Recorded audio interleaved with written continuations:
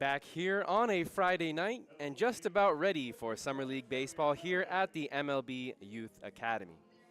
Academy Barons had a few days off this week but are back in action tonight as they'll be hosting the visiting Conejo Oaks.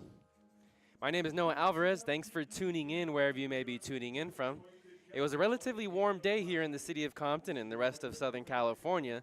However, temperatures have cooled into the low 70s. The sun is still out, giving us a wonderful evening for baseball. The Barons are coming off 3 straight losses going back to last Saturday. They had back-to-back days off after yesterday's game with the Foresters was canceled. So the Barons should be well rested as they take on a very tough opponent in the Conejo Oaks. You see both head coaches talking with the umpire crew in tonight's contest. That means let's go ahead and get you an introduction on both teams. Over on the first base side, rocking the light blue uniforms and their gray pants, are the visiting Conejo Oaks. They traveled from the city of Thousand Oaks and are entering today's game with a record of 4-1 on the season. The Oaks are led by head coach David Solis, who led this program to a championship last year as they swept the Walnut Creek Crawdads in a best-of-3 series.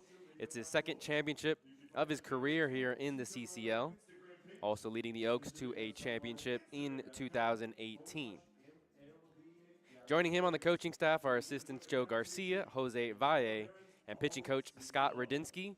In their most recent game, the Oaks defeated the Foresters of Santa Barbara Wednesday evening by a score of 9-5. We mentioned they'll be on the first base dugout. Over on the third base dugout is your Academy Barons. Barons are led by head coach Kenny Landro, who was a native of Compton himself and played 11 years in the major leagues. Also on the Baron staffs are assistant James Bishop, Lorenzo Gray, Tank Kazarian, and pitching coach AJ Monterez. The Barons are 1-3 on the young season, losers of 3 straight games now as they look to bounce back in the right track. Their last game was on Tuesday night on the road against this very same Oaks team as they lost by a score of 10-5. We'll go ahead and recap some of that game as well. It was a relatively competitive game against the Oaks. However, the Barons were only able to manage 5 runs. They both finished with 9 hits, both teams, but came back and backfired. The Barons pitching staff allowed 8 walks, so that's something they do have to clean up if they hope to come out victorious with their second win of the season this afternoon.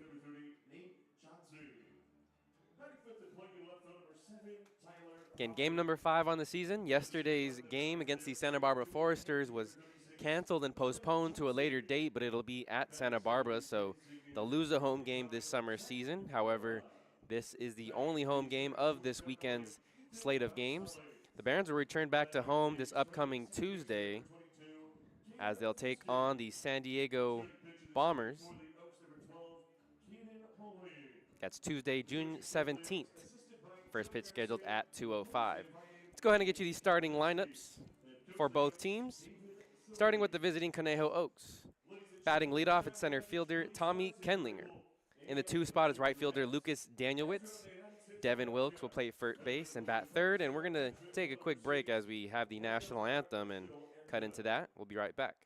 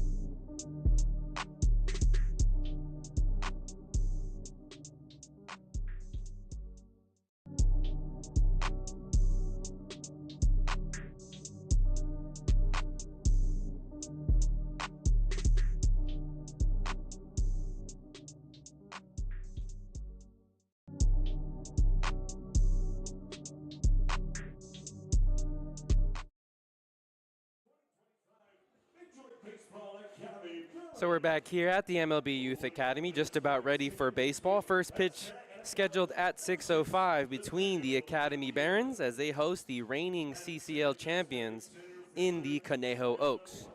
Before we went to that break, we were giving you the starting lineup, but let's just go ahead and start over as we introduce the starting lineup for the visiting Conejo Oaks. Tommy Kenlinger will be batting leadoff and play center field. In the 2 spots, right fielder Lucas Danielewicz. Third baseman Devin Wilkes will bat third. In the cleanup spot, it's third baseman Nate Johnson. Tyler Hawley, who's going to play left field and bat fifth. In the 6th spot, it's catcher Nolan Johnson. Zach Moore will do the DH duties and bat seventh. In the 8th spot, it's Ethan Gonzalez, the shortstop. And rounding out the lineup is second baseman Cade Falskin. That's your starting lineup for the Conejo Oaks. They're going to be in their light blue uniforms, gray pants. On the mound, who you'll see in the top of the first inning, a left-hander standing at 6 foot, wearing number 14 by the name of Joel Tornero.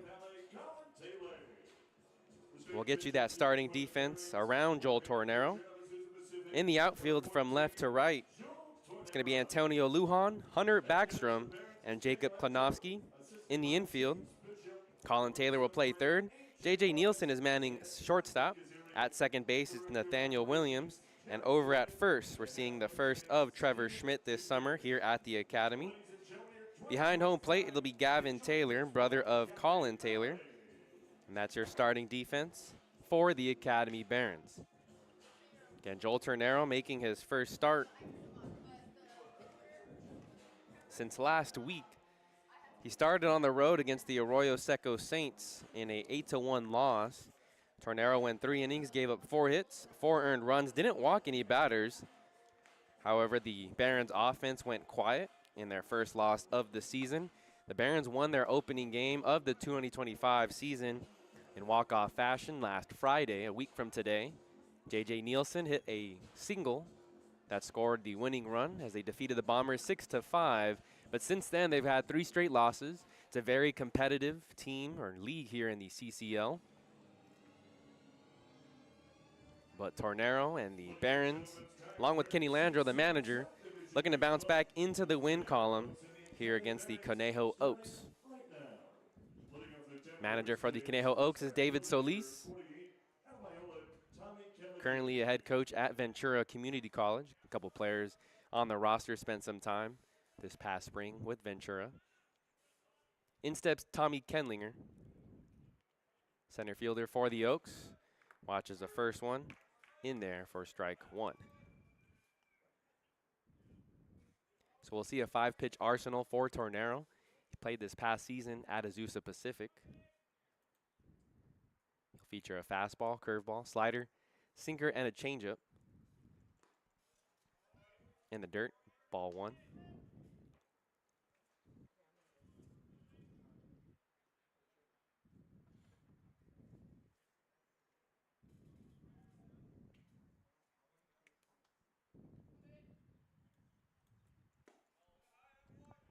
Just below the knees for ball 2. Fastball will live in the low 90s. That one at 90 miles per hour exactly.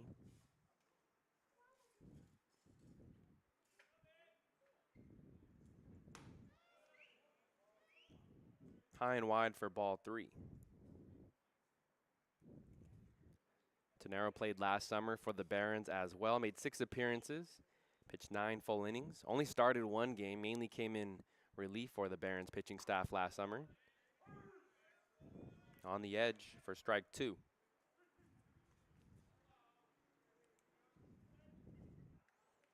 Temperature currently at 73 here in the city of Compton. Full count pitch. Kenlinger lines this one into left center. Backstrom's going to give chase. Kenlinger takes the turn for 2. Leadoff double here for the Oaks as they look to strike first in tonight's contest.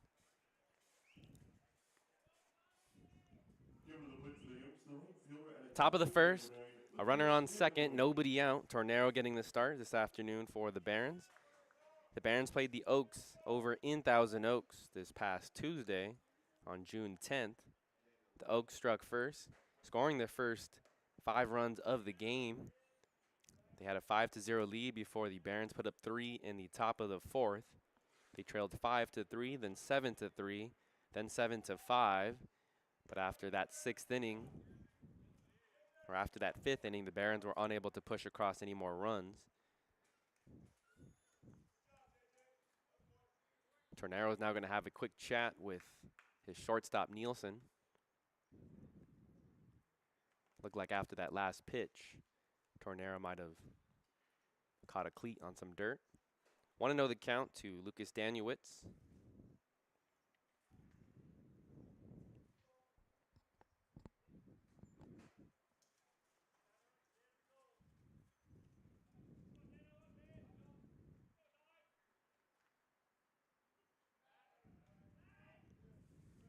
Move over to second. Nielsen was backing out. So no throw.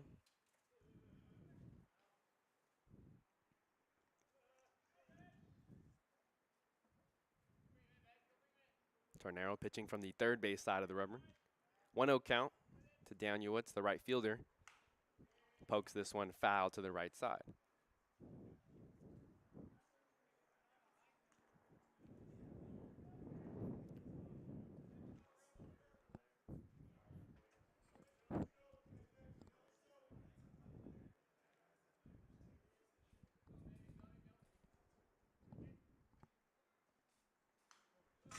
Another foul ball, making it a 1-2 count to the number 2 hitter, Daniewicz.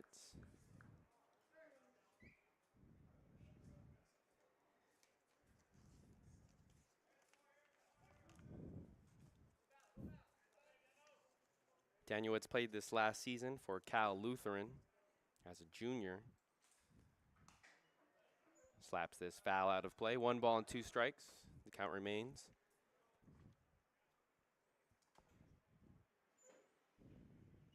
Tornero is a native of West Covina.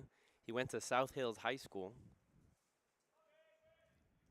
He initially committed to Northwest Nazarene over in Nampa, Idaho.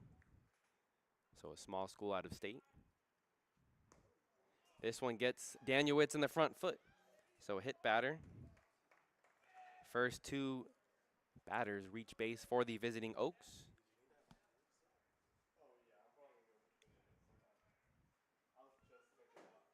Not an ideal start for Tornero. Let's see how he bounces back. Getting a second start of the season. This past year for Azusa Pacific, he only pitched 2 appearances, 2 in the 3rd innings. Issued 5 walks, 5 strikeouts. Did pick up a save for Azusa. First pitch, foul, left side to Devin Wilkes. Wilkes is a talented first baseman. Just finished his senior year of high school. Going to go play at Cal State Bakersfield next season. From Oxnard, California.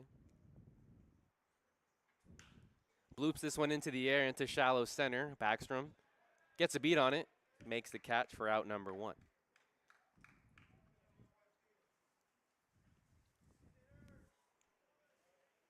In case you're just tuning in, there's runners on first and second.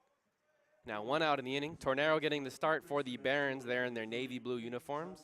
White pants. Gavin Taylor behind the plate. And steps Nate Johnson, who has a twin brother on the team. We'll see Nolan Johnson a little bit later. Nate Johnson playing third. His brother, Nolan, playing catcher. Batting in the 6th spot. Nate's batting in the 4th spot. First pitch breaking ball dips below the knees. Ball 1.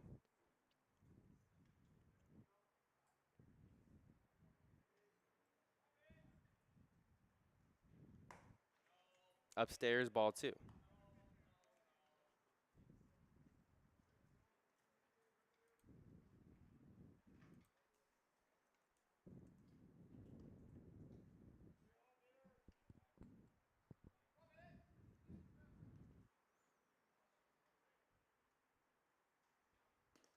Inside, it gets away from Taylor, and both runners will advance 90 feet.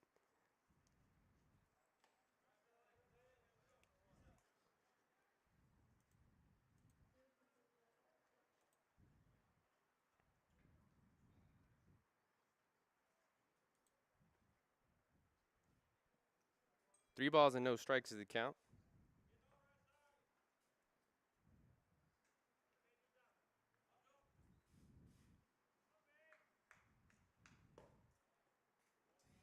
4 straight misses there to Nate Johnson, so a walk loads the bases here for the Oaks.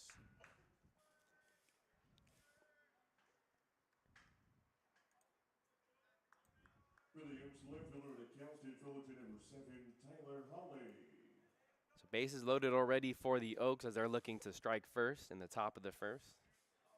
It was a leadoff double for Kenlinger, hit batter to Danielwitz, fly out to center field, and then a walk to Nate Johnson.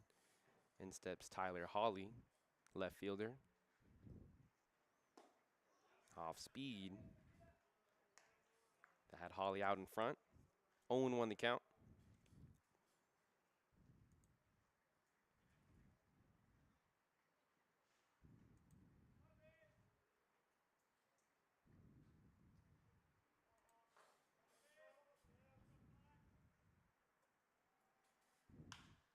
Lines this one into center field. Backstrom racing back towards the track. Makes the catch. It'll be deep enough for the runner at third to tag. No other runner follows suit. Sac fly RBI, making it a 1-0 game here in advantage towards the Oaks. Coming to the plate for the Oaks, the catcher of the University of Miami, number 36, Nolan Johnson.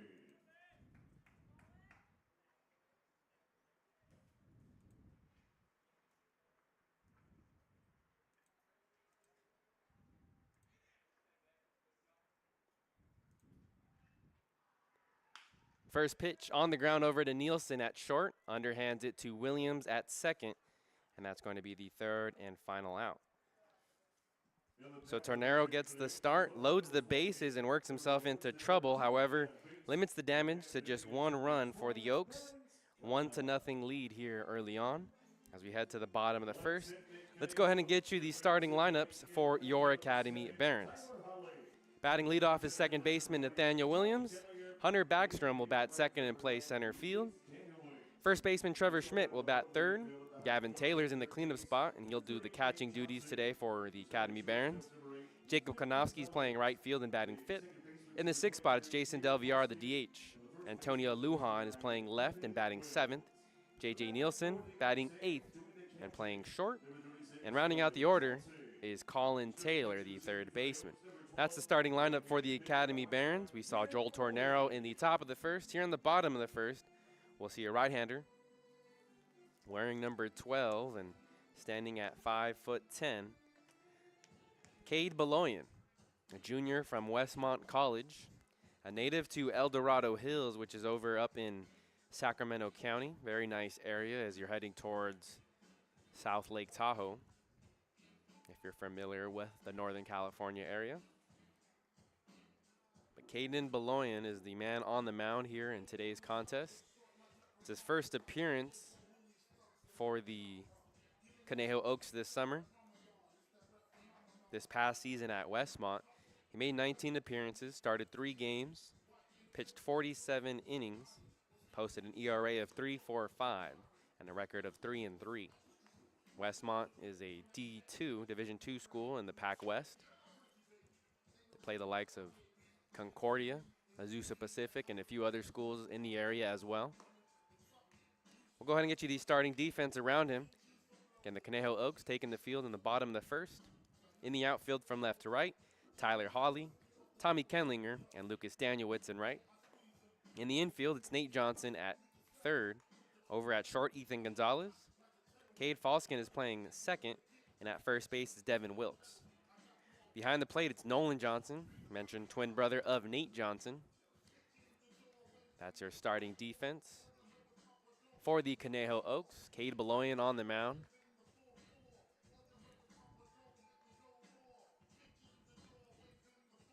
My name is Noah Alvarez. Thanks for tuning in wherever you may be tuning in from.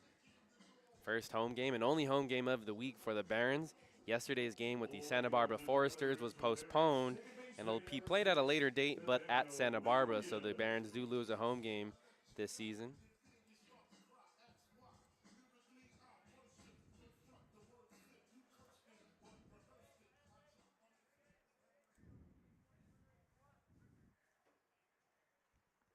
One to nothing is the score. In steps the switch hitting second baseman Nathaniel Williams. from Santa Ana College. Slaps the first pitch foul towards the riverbed on our left.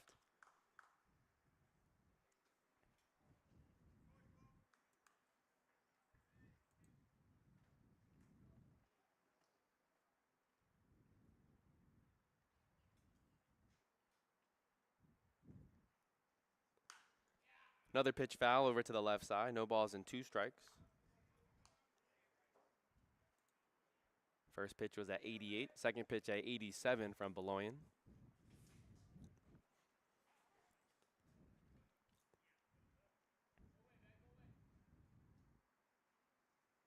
Upstairs for ball 1. And this is the first appearance for Beloyan here in the 2025 Summer League. First start for the Oaks. Rips this one into right field, down the line. That'll drop. Williams is hustling out of the box, gunning for second, and he leads off the bottom of the first with a double of his own. So just like the Oaks did in the top of the first, Kenlinger led the inning off with a double. He eventually came around to score. The Barons are hoping to repeat the same. 1-0 is the score in Batonj Oaks in the top of the first. Nobody out. In steps Hunter Backstrom. Left-handed hitting outfielder here for the Barons this summer.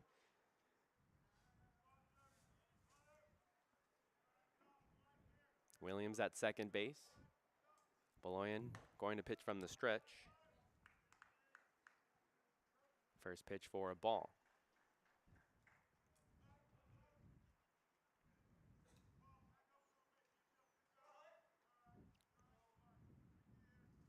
Shortstop Gonzalez keeping a close eye on Williams over at second base. Second pitch is ruled ball 2. 2-0 the count.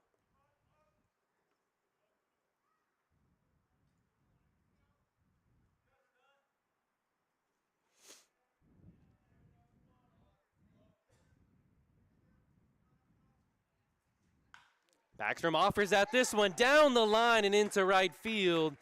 Plating Nathaniel Williams. Backstrom slides into second. An RBI double, making it a 1-1 game. Nobody out here in the bottom of the first.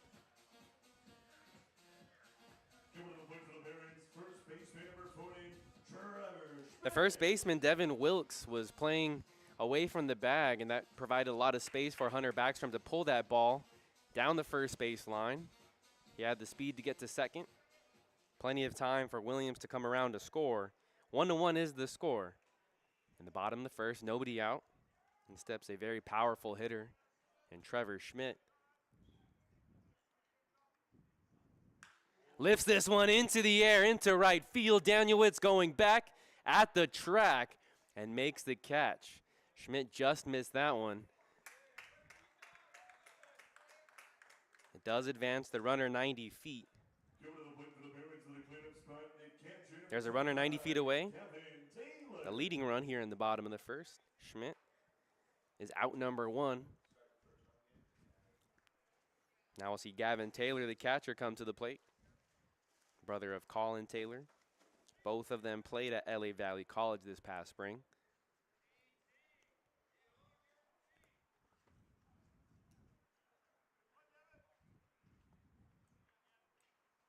First pitch, down and away. Nolan Johnson had to turn his glove over to keep that one in his area code. 1-0 the count, 1-1 the score. 1 out of the inning. Chopper over to third. It's going to go foul.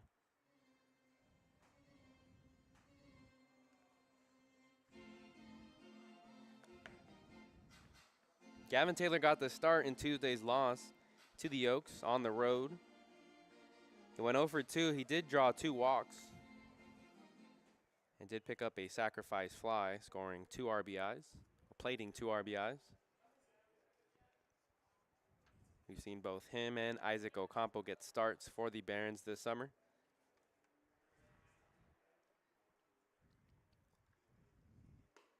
Breaking ball outside, ball 2.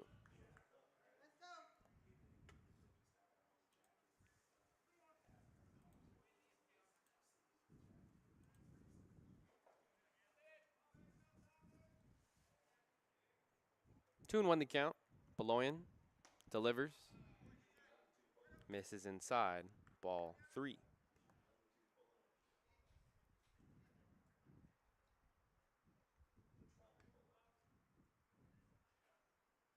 Taylor has made 2 starts behind the plate. Ocampo has 2 as well. Skies this one into center field. Racing back is Kenlinger. Still back towards the track. He's going to watch this hit the bottom of the wall. Backstrom will touch home plate. Another double here. 3 doubles in the inning for the Academy Barons. It's an early 2-1 lead for Kenny Landro's squad.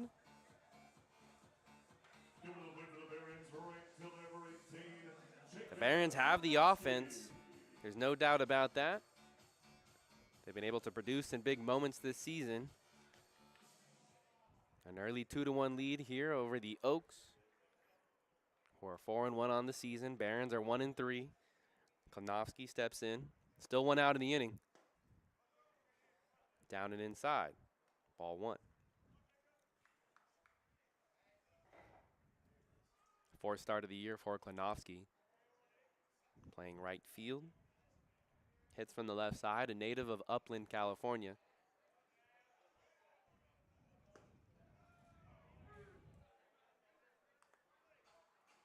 Near the zone for strike 1. Maybe a tad bit below the knees.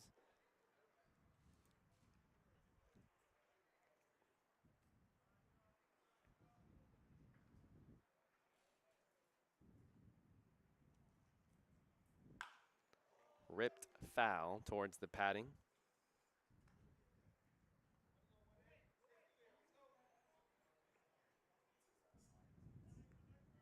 One ball and 2 strikes to count to Klonowski. Jason Del Villar is on deck. The runner at second is Gavin Taylor. 2-1 is the score. Advantage Barons.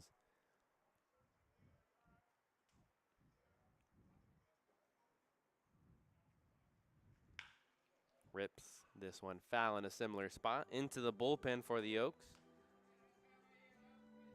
Pitcher Cade Beloyan's trying to work inside. Klonowski does have quick hands.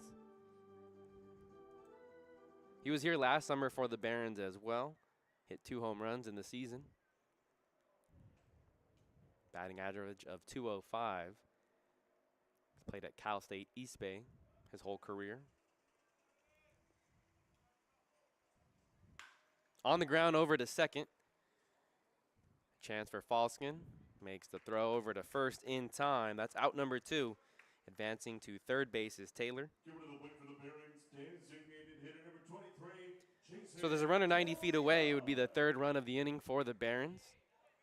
3 doubles here in the inning.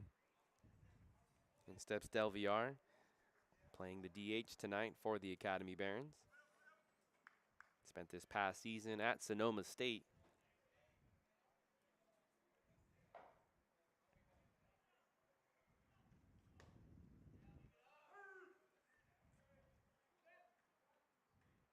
First pitch is a breaking ball, strike 1.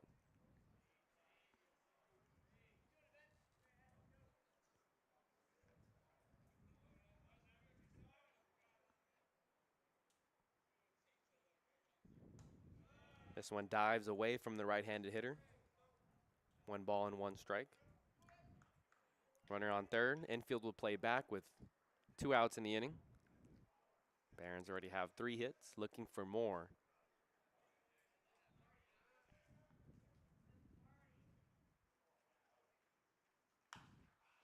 In the air, it's going to drift foul. 1 ball and 2 strikes. Del Villar is a native of Corona. He went to Corona Centennial High School. But he played 2 seasons at San Bernardino Valley Junior College before transferring to Sonoma State. Of course, Sonoma State in the news this past January after they announced they were going to cancel all 11 of their athletic programs. 2-2.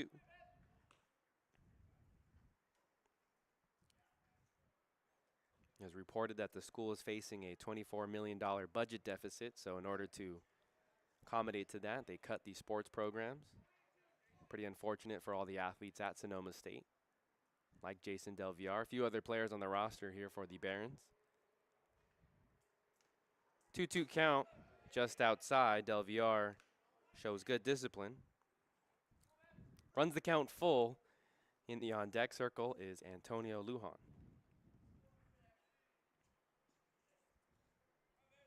This will be pitch number 26, already on the outing.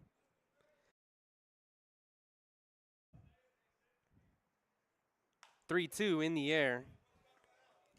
Foul ball, out of play.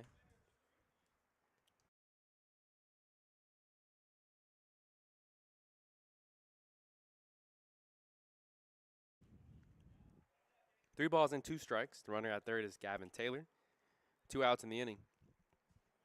Cade Beloyan looking to minimize the damage and keep the Barons to just 2 runs here in the bottom of the first.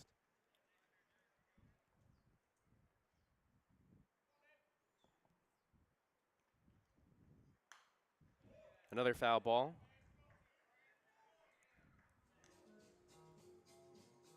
Next pitch will be the 9th pitch of the at-bat. Del Villar is making Beloyan work here, throwing a lot of pitches. Already going to be in the upper 20s after this first inning. Chance for the Barons to force the Oaks to go to their bullpen early. And run up the pitch count of Beloyan. 3-2 one more time, on the ground over to short. Making the backhand is Gonzalez. Throws just in time over to first.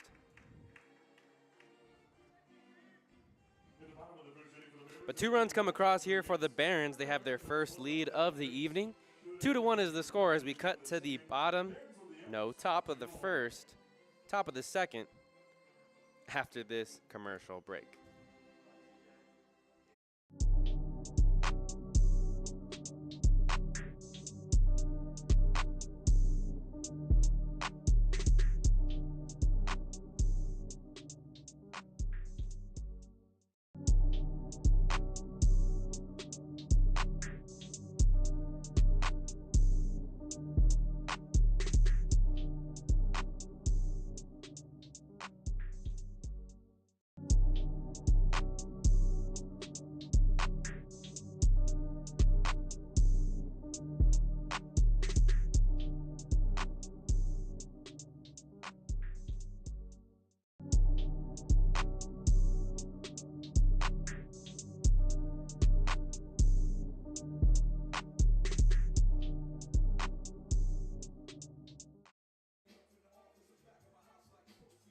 Back here on the Academy Barons YouTube channel.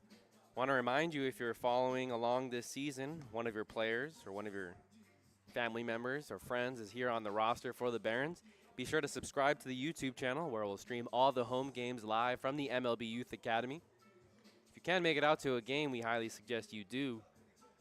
Right here in the city of Compton, on the campus of Compton College, right off the 91 freeway. Very accessible if you're in the Southern California area. Off the Long Beach Boulevard, or you could take the Alameda Street exit as well off the 91. We'll see the 7, 8, 9 hitters. Bottom third of the order due up for the Oaks. They sent 6 men to the plate, pushed across 1 run. The bases were loaded. Tornero was able to limit the damage, working with the lead here. And the first pitch is a breaking ball for strike 1.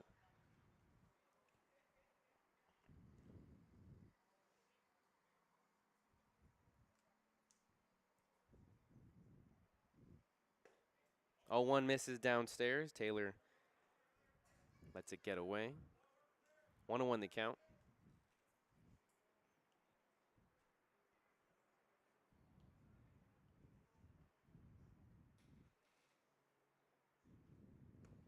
Check swing, appeal down to first. Umpire said Mora went around. That's strike 2. Mora getting his first start of the summer season. Another player from Westmont College, just like the starter, Cade Beloyan.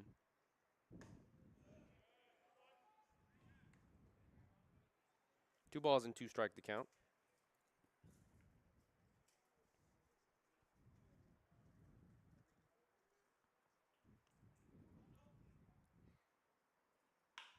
On the ground, past the diving Colin Taylor, and it gets into left field. Lujan is going to throw his hands up as it gets trapped underneath a padding or in a spot that's tricky to get. A leadoff double for Zach Mora and the Oaks. Back-to-back innings with the leadoff double.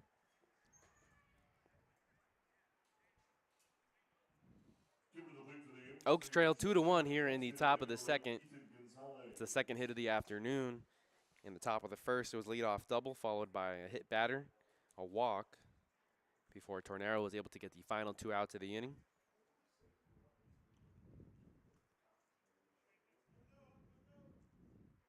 In steps Ethan Gonzalez, the shortstop. Upstairs for ball 1.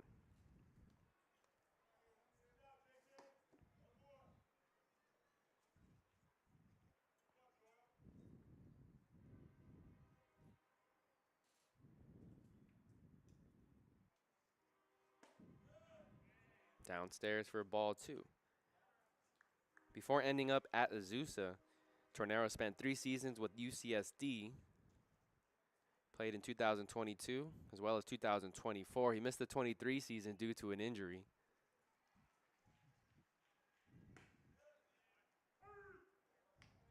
Two balls and 1 strike. He entered the transfer portal and ended up at Azusa Pacific this past spring. Out of high school, he committed to Northwest Nazarene University. So 3 different spots for Tornero. On the ground over to Taylor. Runner will advance to third. Throw to first is in time.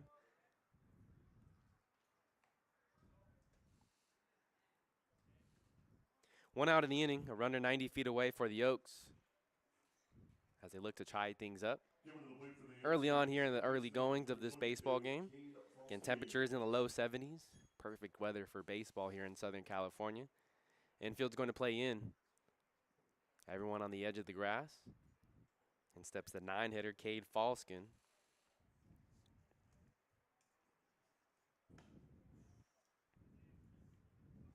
Falskin, a left-handed hitting infielder.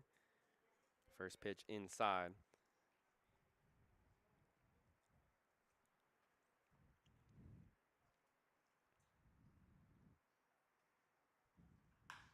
In the air into right center, that's going to drop.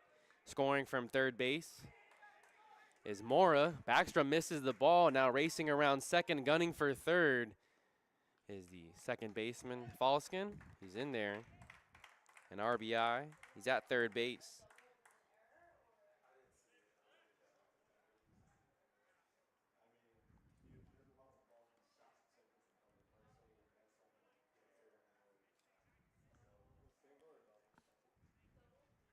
So a misplay by Backstrom in center field.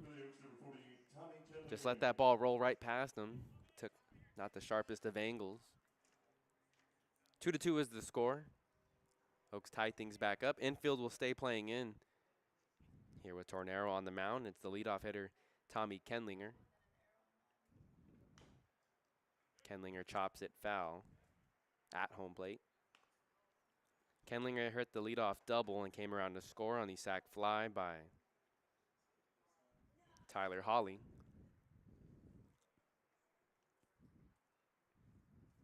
We'll reset the defense for you as well in the Barons. Lujan's in left field, Backstrom in center, Klinowski in right. On the ground over to Nielsen. He'll go home with it. High throw for Taylor. He plies the tag, and they gun the runner at home.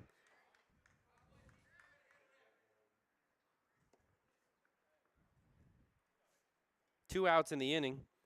Making it to first base on the fielder's choice is Kenlinger. Score at 6-2, Nielsen to Gavin Taylor. Tornero has 2 outs. Runner on first, Trevor Schmidt will hold. That time of the day where the sun is setting over to our left, and it's right in the face of the runner and the first baseman, and as well as the right fielder and second baseman.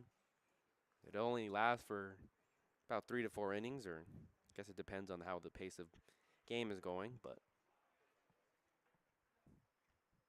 sun sets closer to 8 o'clock. First move over to first base. Back in safely is Kenlinger. Decent sized lead with the lefty on the mound. Tornero delivers home. Nielsen gets another chance at short. Steps on the bag. 6 unassisted for out number 3. So one more run does come across for the Oaks. Things are tied up at 2 apiece. Bottom of the second, we'll see the bottom third of the order due up for the Barons. Antonio Lujan will lead things off, followed by JJ Nielsen and then Colin Taylor. Don't forget, we'll have some interviews throughout the broadcast as well. 3 scheduled here this evening as we try to get you more and more interviews throughout the season. We'll have some players on, we'll have some coaches on, maybe some parents of the players. And if there's coaches from other schools too recruiting, as we usually see here at the Academy, try to have them on, provide some insight, talk some baseball. Gets lonely here talking on the YouTube stream. You don't have to be always talking by yourself. We can have some player interviews just to speed things up. Bottom of the second inning, we mentioned Lujan's going to lead things off, followed by Nielsen and Colin Taylor. Caden Beloyan will march back onto the mound for the Conejo Oaks. The Oaks are the reigning CCL champions last year. They defeated the Walnut Creek Crawdads. Took the first 2 games of a best-of-3 series last August. Second time that manager David Solis has won the title here in the California Collegiate League. Very strong program last season. The Barons had a lot of trouble with the Oaks. Last summer they went 0 for 7. It was the only team in the Southern California League that they went winless against. So the Oaks had the Barons number last season. We saw them a few times here at home.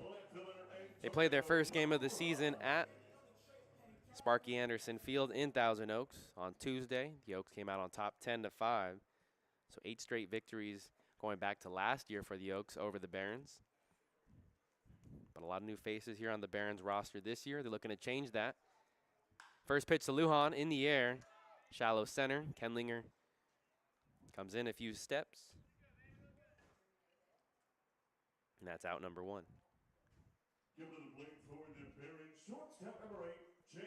So Beloyan had to throw 28 pitches to get out of the first inning. 1 pitch, 1 out here in the top of the second. 2-2 is the score. In steps JJ Nielsen, native of Cerritos. Upstairs for ball 1. Nielsen was a 2-way standout player at Long Beach, Jordan before committing to the University of Hawaii. Currently in the transfer portal. Played this past spring for the Hawaiian baseball team.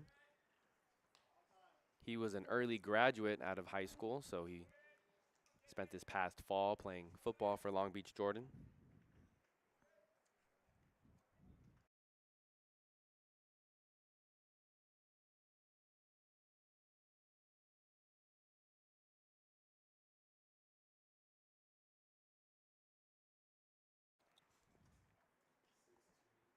One ball and 2 strikes is the count. Beloyan to JJ Nielsen, the shortstop.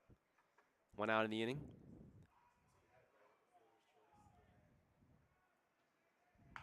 On the ground, right back to the pitcher, Beloyan, as he stabs it. Flips it underhand for out number 2. Picture perfect inning if you're Beloyan on the mound. You want a quick inning. You want to get the Oaks offense back onto the top of the inning. Keep the Barons at 2. Barons had 3 hits, all in the first inning. I've gone down 2 in a row here to begin the top of the second. 5 pitches. In steps Colin Taylor. So a set of brothers for each team in the lineup. We mentioned Nate and Nolan Johnson are twin brothers for the Oaks. Colin and Gavin Taylor. Not twins, but they're brothers here for the Academy Barons, both in the lineup. And get this, both set of twins are both playing catcher and third base.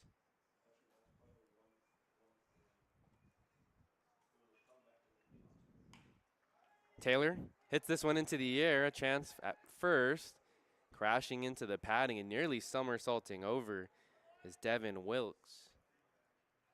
Shows good hustle.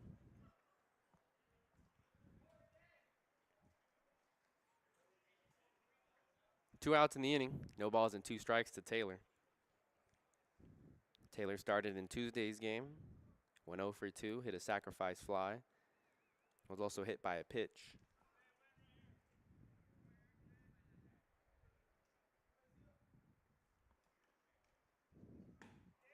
On the edge for strike 3. So Colin Taylor goes down looking to end the bottom of the second.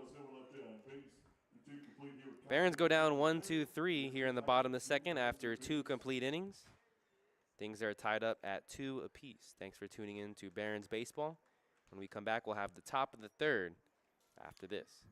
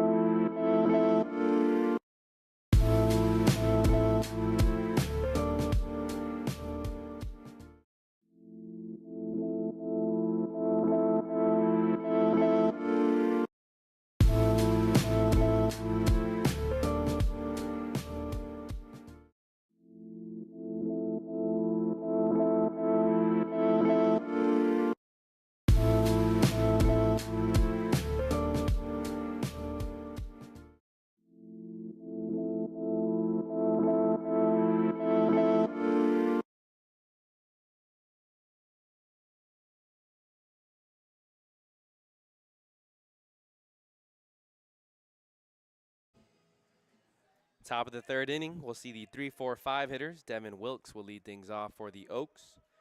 Tornero still on the mound for the Academy Barons. First pitch in the air for Backstrom in center field. Back to the track. Makes the catch on the run for out number 1 of the inning. Number 30, third baseman Nate Johnson. So we'll get a second look at Nate Johnson. He drew a walk in his first at-bat. Top of the third, things are tied up at 2-2. Barons hosting the Oaks for the first time this summer.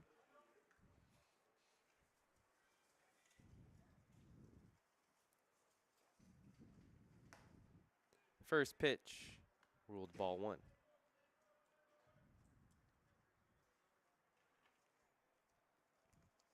So Nate Johnson, the third baseman,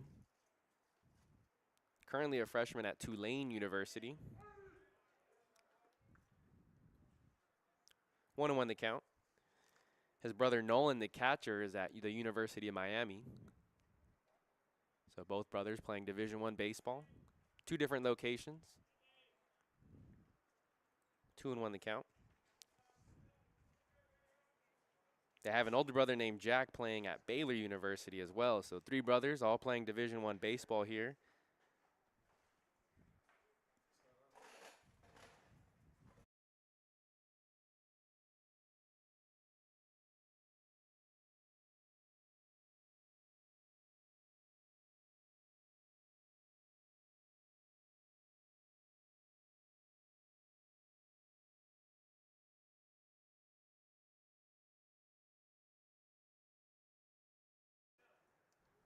So here in the top of the third inning with 1 out, full count to Nate Johnson. We do have a player interview. Sitting with us here in the booth is Isaac Ocampo. How are you doing today? I'm doing good. Just having a great day right here. Just trying to watch the Baron win today. In the air to shortstop Nielsen, out number 2 as it's a shallow pop-up. So Isaac, you're one of the few players on the roster that also trained here at the Academy. Yeah. What's it like to come back, play for the Academy Barons in the Summer League? I think it's an awesome opportunity because, you know, growing up here, I think I've, got a lot better. They trained me really good. And having Bishop KT, guide me and having me out here just really grateful. I'm grateful for that. Just really grateful. You spent some time at Servite High School. Yes, sir. This past year, you were at Golden West. What's the Yeah. biggest jump from high school to college, in your opinion? I think just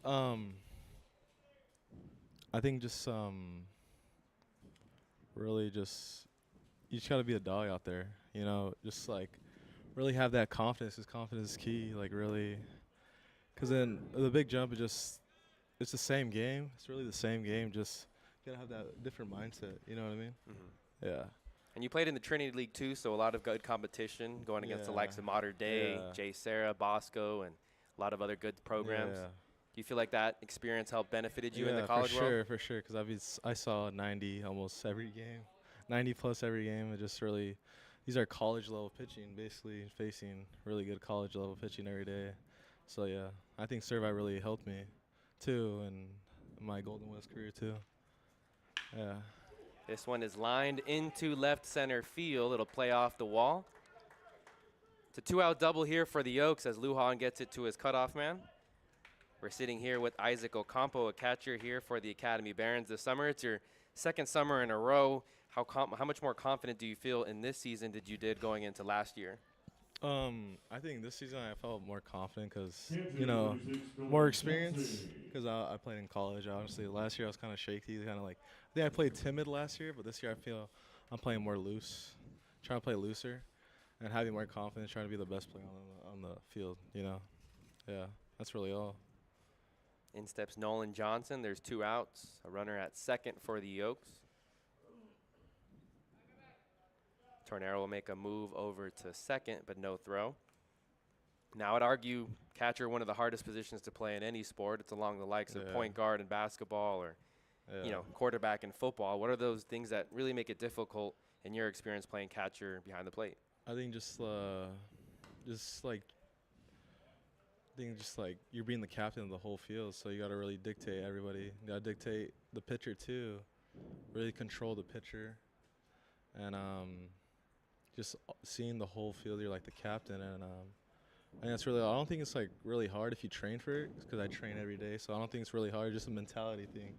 You gotta have like that dog mentality. That's what I think. I think you gotta really have a good mentality being back there, and I think if you have a good mentality, then you'll be good back there, you know, really. 1-1 the count to the batter, Nolan Johnson, 2 outs. Tornero looking to keep things 2-2. Foul off to the right side. 1 ball and 2 strikes. What was one big lesson you learned this past season playing for the Golden West Rustlers? I said if you play with confidence, you really do good. Confidence is key. Really confidence, and, you know, flushing away those, you know, you're going to make mistakes. Baseball is a game of failure, you know. So you should have washed it, flush it, and try to get the next play. That's really the biggest lesson I learned at Golden West, just flushing it and just focus on the next play. The past is the past. Just live in the present. Growing up, did you have a catcher or any other major leaguer that you really looked up to and modeled your game after? Yeah, I look up to Pudge, Ivan Rodriguez from the Rangers. That's really a biggest role model right now, because he was I have the same build. We're both like 5'7", 5'8", same. So that's what I really go. I model my game after him because he was a dog. So yeah. So Tornero gets a strikeout here to end the inning. Nolan Johnson strands a runner at second base. A couple more questions before we let you go. Is there any pregame song that you like to listen to get you hyped up for a game? I think like I listen to a lot of Kanye, and Meek Mill. Respect the game. That's really a big one. Yeah, respect the game. That one gets me locked in. And yeah, Kanye, just chill vibes. Just trying to be relaxed as possible. Yeah, that's really all. Do you have a favorite Kanye song or album? Album, I think, I forgot what it's called. It's the someone with Homecoming. That's my favorite. I forgot the album. I think it might be, it's either late registration or graduation. Yeah, one graduation okay. for sure. Okay.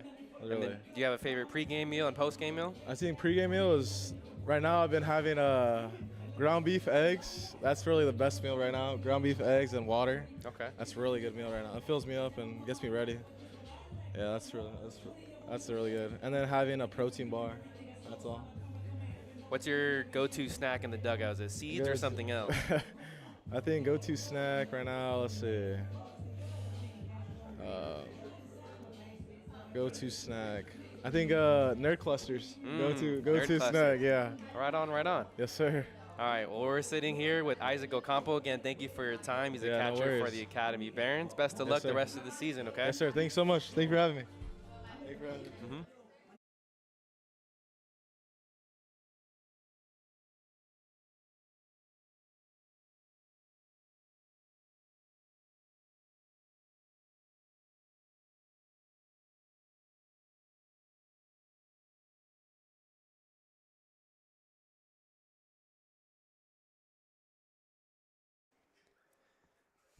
Bottom of the third inning, things are still tied up at 2 apiece.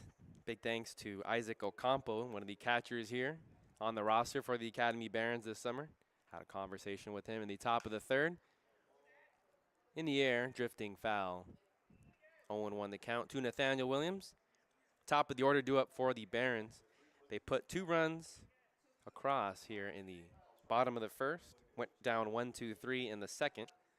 The Oaks got a run in each of the first and second inning. They stranded a runner at second base in the third. Caden Beloyan still on the mound for the Oaks. They're in their light blue uniforms, gray pants. Barons are in their navy blues with the white pants. Nathaniel Williams. Back into the batter's box. Rips this one into right field. Going back is Danielwitz, but he looks up, and it's a solo shot for Williams here in the bottom of the third, making it a 3-2 game.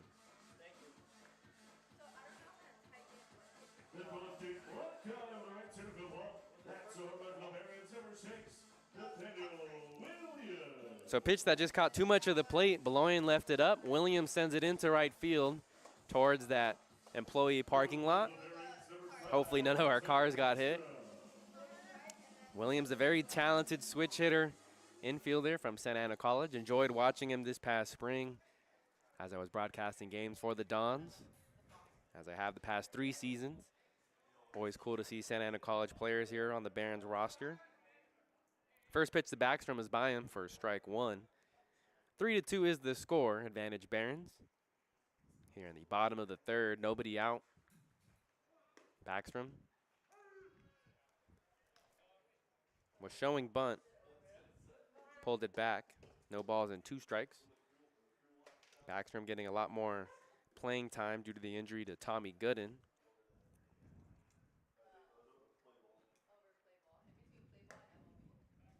One ball and 2 strikes.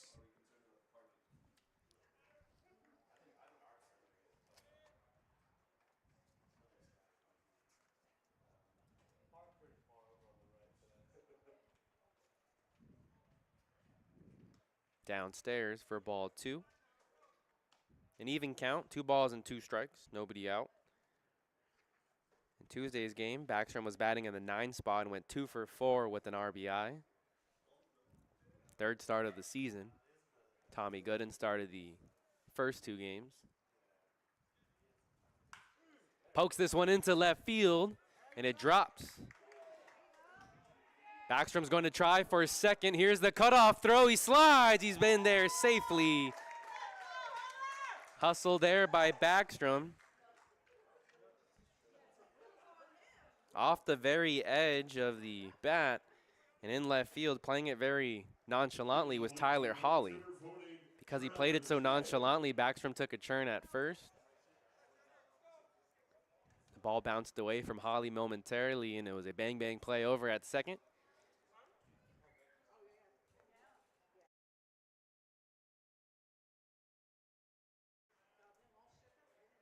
So a double for Backstrom. Still nobody out. In steps Trevor Schmidt.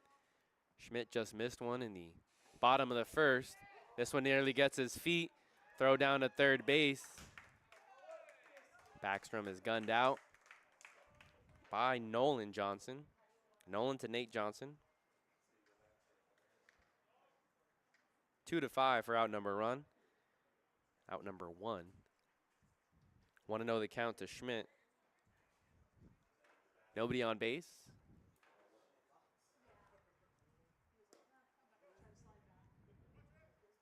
2-0 the count.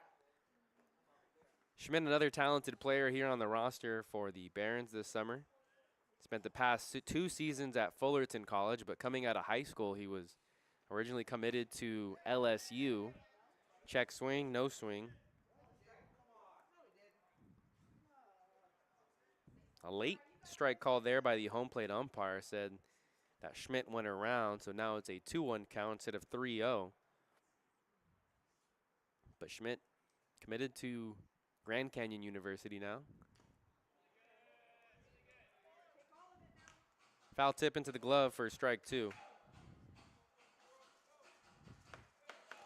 As a freshman at Fullerton College, though, he put up impressive numbers.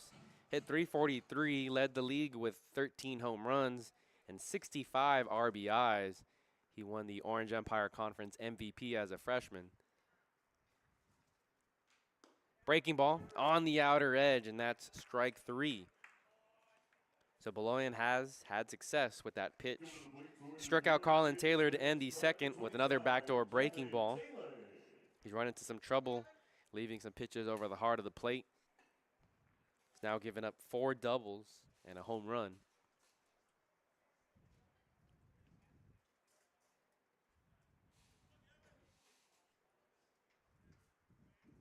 All 5 of the hits, extra base hits here for the Barons. There's 2 outs. In steps Gavin Taylor, the catcher.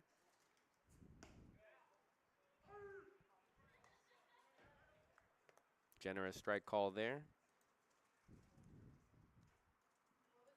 0-1 the count.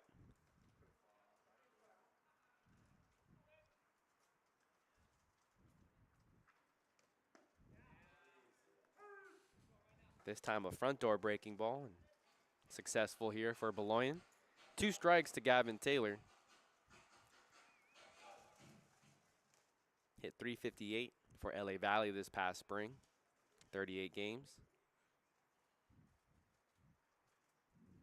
Upstairs for ball 1. Both players played at LA Valley, both Colin and Gavin Taylor. However, out of high school, Gavin Taylor committed to BYU and spent a season up there. Had 5 at-bats before coming back home to the San Fernando Valley and playing at the Monarchs baseball program this past spring. 2 balls and 2 strikes. As of June 11th, Gavin Taylor has committed to UNLV to continue his baseball playing career, the University of Nevada, Las Vegas. 2 balls and 2 strikes, 2 outs in the inning, nobody on base. 1 run across thanks to the home run by Nathaniel Williams.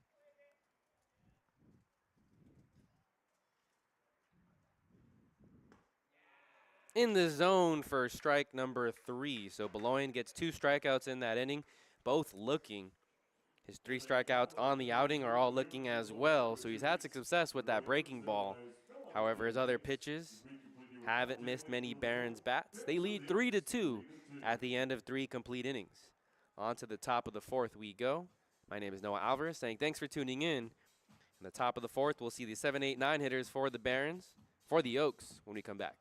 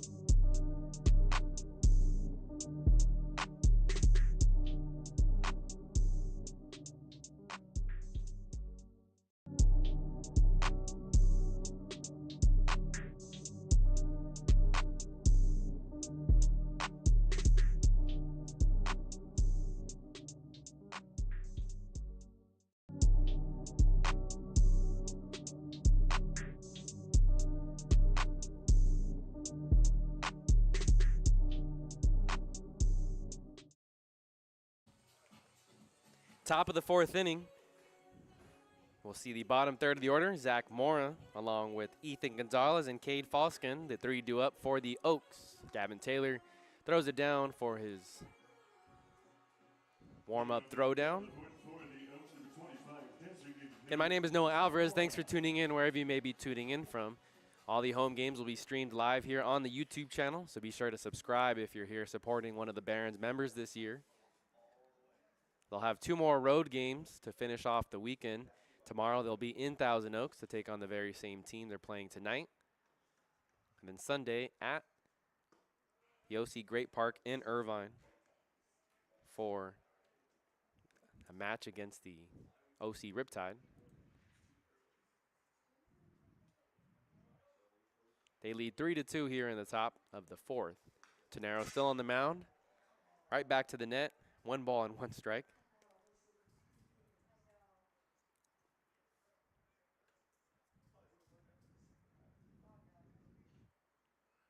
We'll reset the defense for you as well, in case you're tuning in late.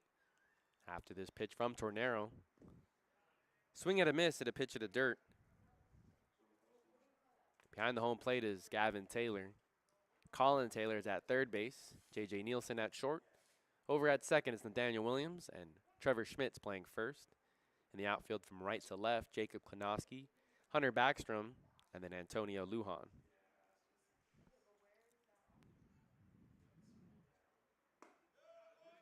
In the zone for strike 3. Strikeout looking here for Joel Tornero. He settled into a groove nicely. Gave up 1 run in the first, 1 in the second. Gave up a double in the third, but with 2 outs, he was able to get that next batter to strike out. It's the second strikeout of the outing. Next pitch will be number 58. Tornero back to work against the 8-hitter. Gonzalez watches, strike 1.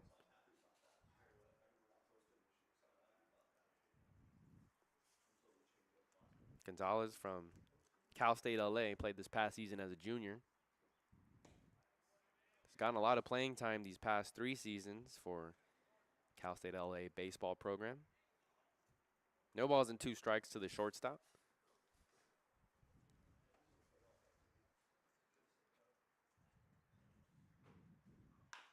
High chopper over to Williams at second, ranging to his right. Throw over to first in time. Out number 2.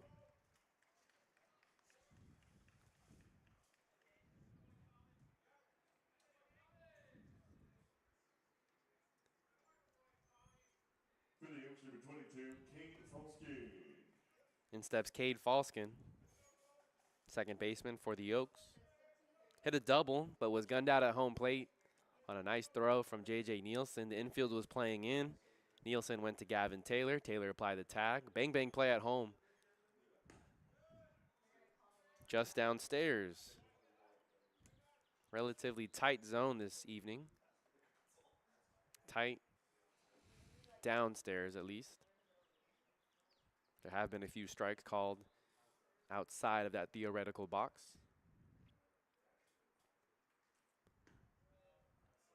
The lefty misses on back-to-back pitches. 2-0 the count. Lefty on lefty matchup. Falskin spent this past spring with Oregon State. He's currently in the College World Series. He didn't get to play this season. That's why he's here in the summer.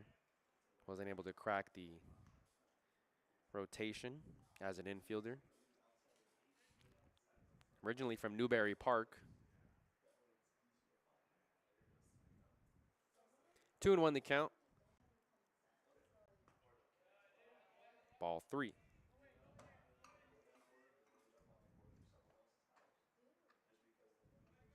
Falskin comes from a family that pretty good at baseball. His dad, Tim, played at Long Beach State. He has 2 brothers playing college baseball as well as he works the walk. He has a brother, Carson, at North Carolina State playing in the ACC, and then his other brother, Cole, playing at Chico State, Division II school up in Northern California. So a few good baseball players, some ball players here in the Falskin family. That'll turn things over to the top of the order. Tommy Kendlinger will get his 3rd at-bat of the game. Barons lead 3-2. Slide step on the first pitch, and it's in for strike 1.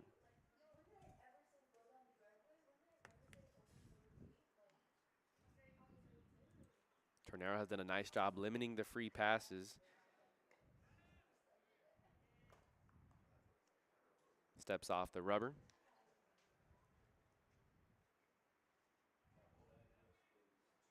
That last walk was the second free pass of the outing. Runner takes off from first. Gavin Taylor not able to grab it cleanly, so it's a stolen base for Falskin. Runner in scoring position with 2 outs for the Oaks, a 1-1 count. Kenlinger grounded into a fielder's choice. He was the one who hit the chopper to Nielsen over at short, and Nielsen was able to get the runner out at home. On the inner edge, strike 2. Kenlinger doubled in the first inning, came around to score on the sacrifice fly by Holly. Lucas Danielwitz on deck.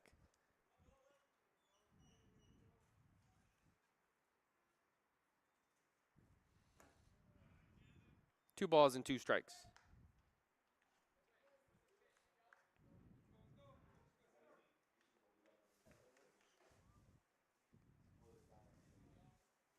Kenlinger played 2 seasons at Allen Hancock College before transferring to Biola.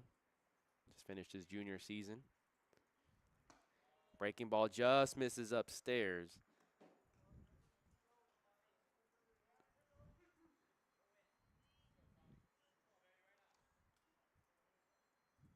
Three balls and 2 strikes to Kenlinger. Tornero back onto the rubber. Here's the payoff pitch. Downstairs, easy take there. Extends the inning for the number 2 hitter in Danielwitz. He was hit by a pitch and then grounded out to the shortstop Nielsen in his last at-bat. 0 for 1. Pitching coach AJ Monterez going to take a stroll over to the mound, talk with Tornero and his catcher Gavin Taylor. Okay, thanks for tuning in to Barons Baseball here on the MLB Academy Barons YouTube channel. That upcoming schedule for the Barons, we mentioned this is their only home game of the week.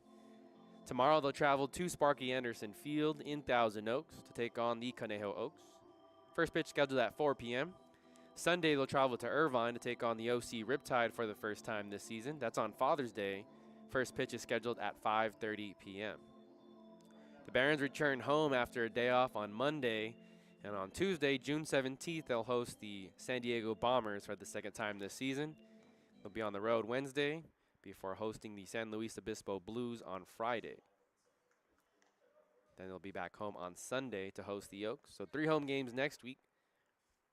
Mound visit over. First pitch, Danielwitz swings and misses. Looked like the slider there with some sharp break. Down and away to the right-handed hitter.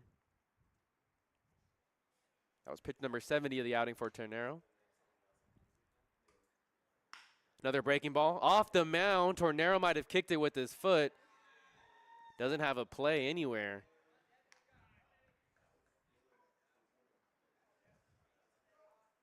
So an unfortunate series of events there as it went off the cleat. Had he let it go, Nielsen might have had a chance over at short to get the out either at second or at first. An infield single for Danielwitz. Number 29, Devin Wilkes. Falskin's over at third base. Kenlinger's at second. Danielwitz is at first. Bases loaded, 2 outs. Force at any base for the Barons infield. In steps Devin Wilkes. He's flied out to center twice.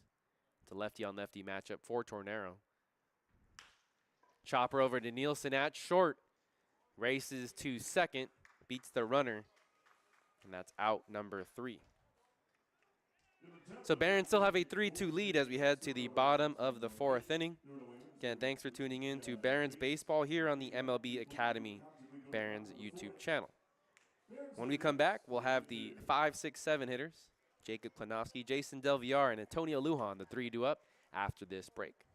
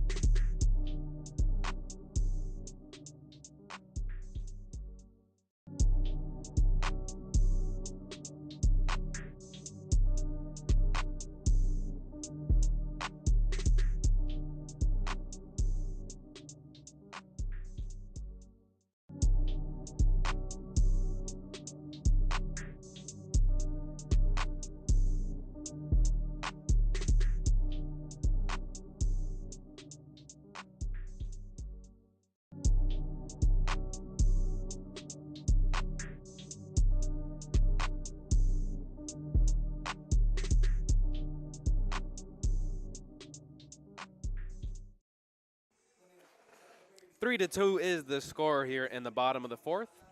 Klonowski will lead things off, the outfielder from Cal State East Bay. Growing up, Klonowski played a lot of baseball, but also played a lot of hockey as well. Read in his profile, he's a big Connor McDavid fan, and the Edmonton Oilers picked up a big win last night, evening the series at 2-2 in the Stanley Cup Finals, so I'm sure Klonowski has a rooting interest for the Oilers and McDavid to get his first ring. Caden Beloin still on the mound here in the bottom of the fourth. Next pitch will be number 57.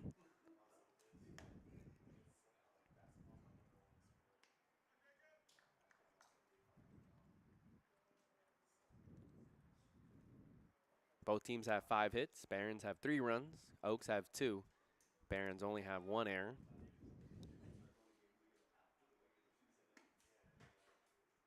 Breaking ball misses up and away.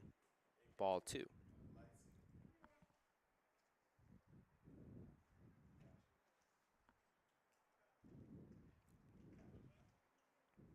We'll reset the defense for the Oaks after this pitch to the right fielder, Klonowski. Big hack and a big miss. 2 balls and 2 strikes. Behind home plate, it's Nolan Johnson, his brother Nate Johnson at third. Gonzalez is at short. Cade Falskins at second. And Devin Wilkes is over at first base. In the outfield from left to right, Tyler Hawley, Tommy Kenlinger, and Lucas Danielwitz. Here's the 2-2. In the air, into center field. Kenlinger back a few steps. Makes a catch for out number 1. Beloin has done a nice job of responding to adversity and moving on after some bad pitches in this outing. He gave up a leadoff home run to Williams in the bottom of the third, and right after that he gave up a double to Backstrom. But after a wild pitch, was able to retire Backstrom at third base. He was able to get 2 big strikeouts to Schmidt and Taylor, showing no fear to some of the better hitters in the lineup for the Barons. In steps Jason Del Villar. That breaking ball has been effective. It hasn't been the breaking ball that has cost Beloin in this outing. It's been the fastball upstairs, catching lots of the plate. 0-1 to the DH. Another breaking ball on the front door for strike 2. We had Isaac Ocampo on during the top of the 3rd inning. We'll have another interview in the bottom of the 5th. And another interview in the top of the 7th here in this evening's contest. Upstairs.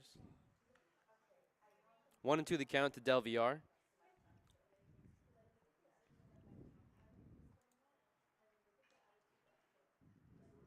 Native of Corona.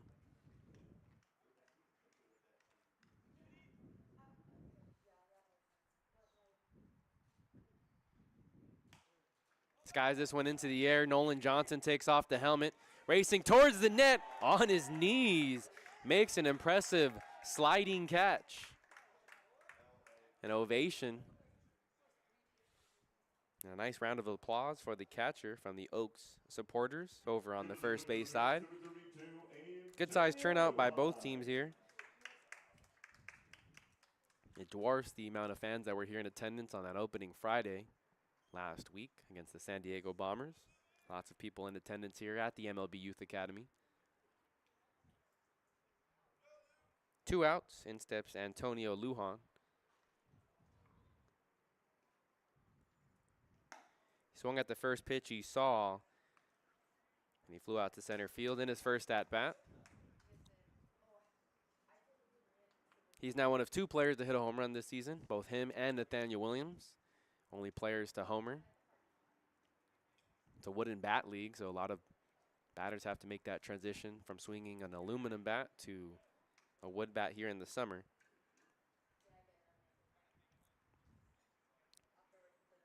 Lujan is a native of Los Alamitos, California. Played at Cypress High School before playing this past spring over at Azusa Pacific. In the air, foul to the left side.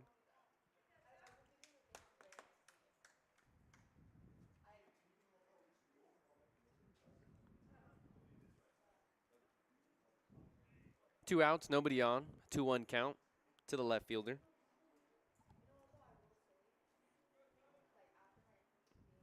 Second time through the order for the Barons. In the air into shallow left field. Gonzalez goes back a couple steps, calls everybody off. And that's out number 3. So the Barons go down 1-2-3 here in the bottom of the 4th. 4 complete innings. Oaks trail 3-2. Thanks for tuning in to Barons Baseball. When we come back, we'll have the top of the 5th inning after this break.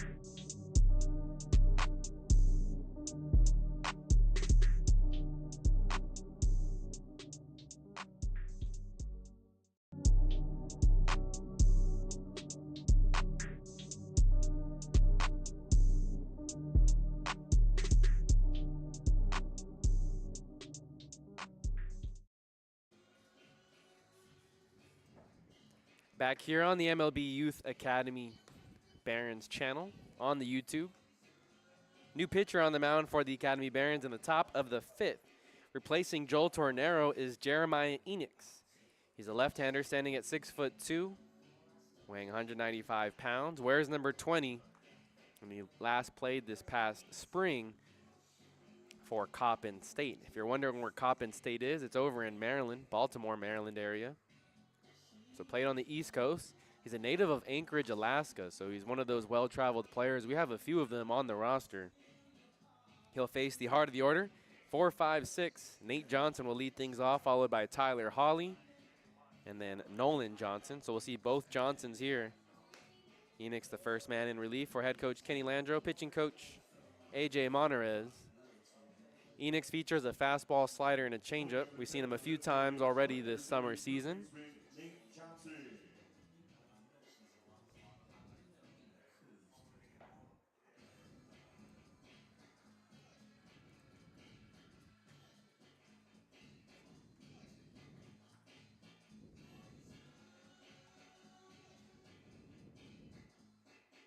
This will be the second appearance for Enix. He did also pitch last Wednesday in that exhibition game against the Malibu Marlins. So third appearance of the summer, but second official here in the CCL. Went an inning and 2/3.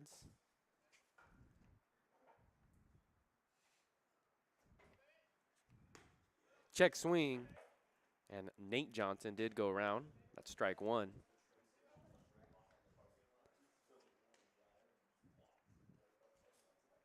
Enix pitched an inning and 2/3 in that game against the Santa Barbara Foresters this past Sunday.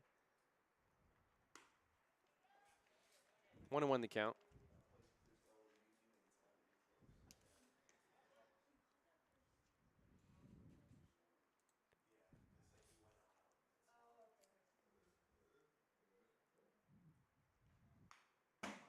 Right back into the padding. 1 ball and 2 strikes. So we have the final line for Tornero. He used 72 pitches, went 4 complete innings, gave up 2 runs, both earned, issued 3 walks, gave up 5 hits, and struck out 2 batters. Leaves with a 3-2 lead here. Top of the 5th. Enix replaces him. Breaking ball misses well outside. 2 balls and 2 strikes.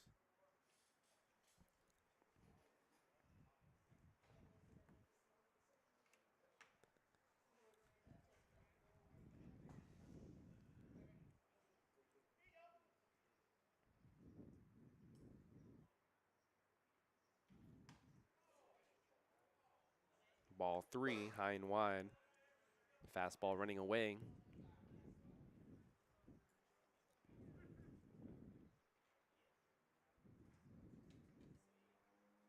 Full count here to the leadoff man. In the top of the 5th. Johnson swings through that one, though. First out of the inning.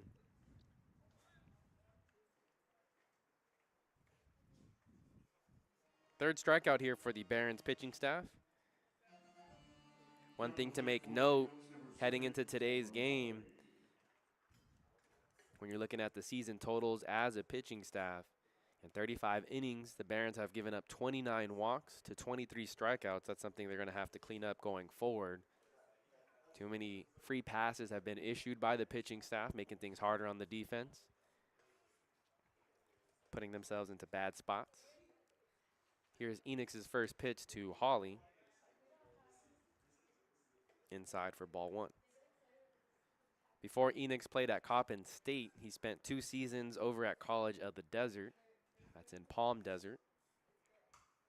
So from Canada to Palm Desert, now to Maryland. Back here in Compton for the summer this season. 2-0 the count. Last summer, he played for the San Diego Sunrays, one of the affiliate teams last year. And one of the teams that the Barons had a lot of success against. Went 5-1 against the Sunrays last season. 2 balls and 1 strike to count as Hawley swings and misses. He had a double back in the 3rd and a sacrifice fly in the 1st. 1 for 1.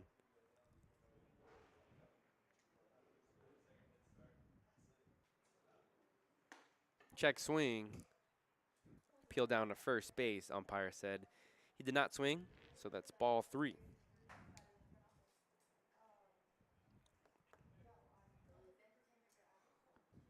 Yeah, thanks for tuning in to Barons Baseball here on the Academy Barons YouTube channel. 3-1 pitch, just missing the inner edge. A walk issued here. We'll keep an ongoing track of the walk to strike ratio. It's the 4th walk issued by the Barons pitching staff.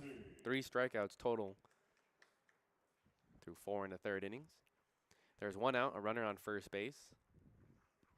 Trevor Schmidt is holding and going to have a tough time seeing the pitcher and the ball coming off the lefty's arm as he has a hand up, guarding his eyes from the sun. Nolan Johnson swings through that one. 0-1 the count.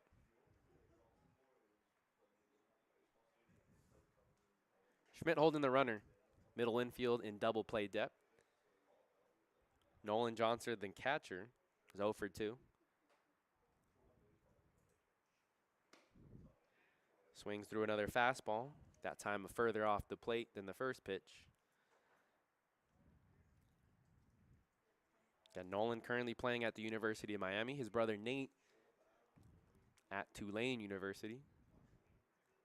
They have another brother playing at Baylor. Move over to first base. Schmidt was able to battle the sun and make that catch. No tag, as back in standing is Hawley. No balls and 2 strikes.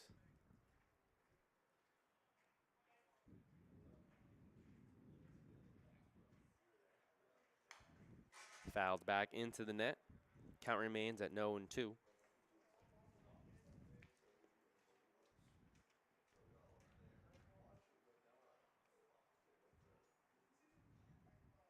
Hawley has some decent speed. He only played in 13 games in 2024 for Cal State Fullerton. Did not play any games this past year. But in those 13 games, he did record 2 stolen bases for the Titans. Another foul ball. One more time. No balls and 2 strikes to count.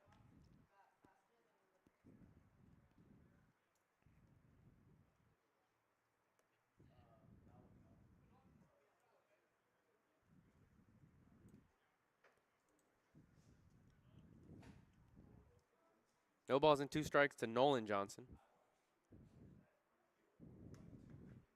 Gavin Taylor barely squeezes that one as he had to go up and get that one off his knees. 1 ball and 2 strikes.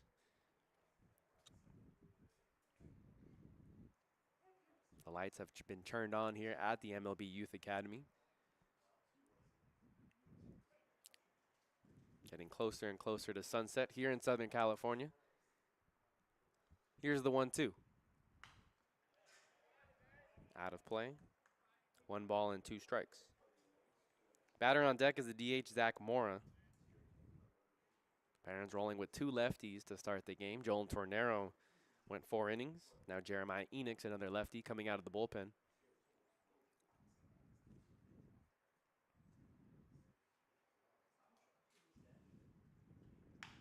On the ground, Taylor made double play. Williams over to Nielsen, on to first in time for 6-3, and that gets them out of the inning.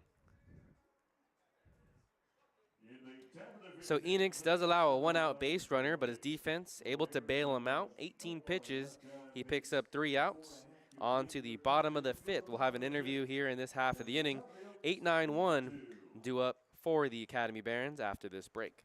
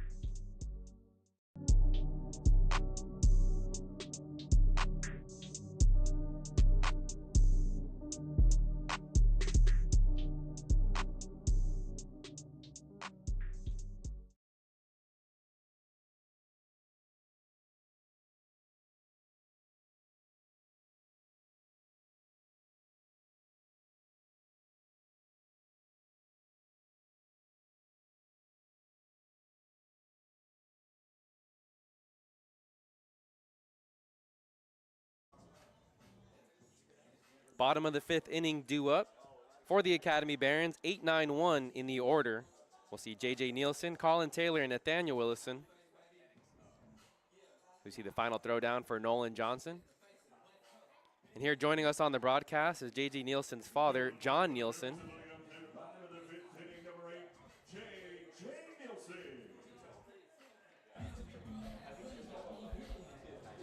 Jon Nielsen, thanks for joining us on the broadcast. How have you enjoyed watching your son play here in the summer this year? Yeah, it's fun. You know, we kind of did this last year a little bit too. We took BP in the summer, so it's like homecoming. Caden Beloyan still on the mound for the Oaks. First pitch on the ground, right back to the pitcher. Underhands it for out number 1 here in the bottom of the 5th. We'll get into your background as well. You played football at a lot of different levels and a lot of different leagues. But growing up, did you ever play baseball, or did anyone in your family? And how did JJ Nielsen end up playing baseball? I did play baseball. I was actually a pitcher. I could do all the things that JJ could do, but I was actually scared to get hit by the ball. I could hit, but in the game, I was a little scared when I was young. But I was a dominant pitcher, and then I kind of got burnt out of it when Daddy Ball was big back then. So whenever we got the All-Stars and those things, the coach's sons always got to pitch. So 1 out here in the bottom of the 5th. Again, we're talking with Jon Nielsen, the father of JJ Nielsen. First pitch to Colin Taylor is a swing and miss for strike 1. Cade Beloyan still in the mound. Barons lead 3-2. You also have a daughter that plays over at Cal State Northridge. What's it like to watch both your children play at the Division I level and advance their career? You know, I think it's kind of surreal a little bit. You know, I had a vision when they were young, pushed them to a certain level, and, you know, this year I got to see them both play. You know, it's kind of it's a fun moment to push them and kind of curate their careers up to this point.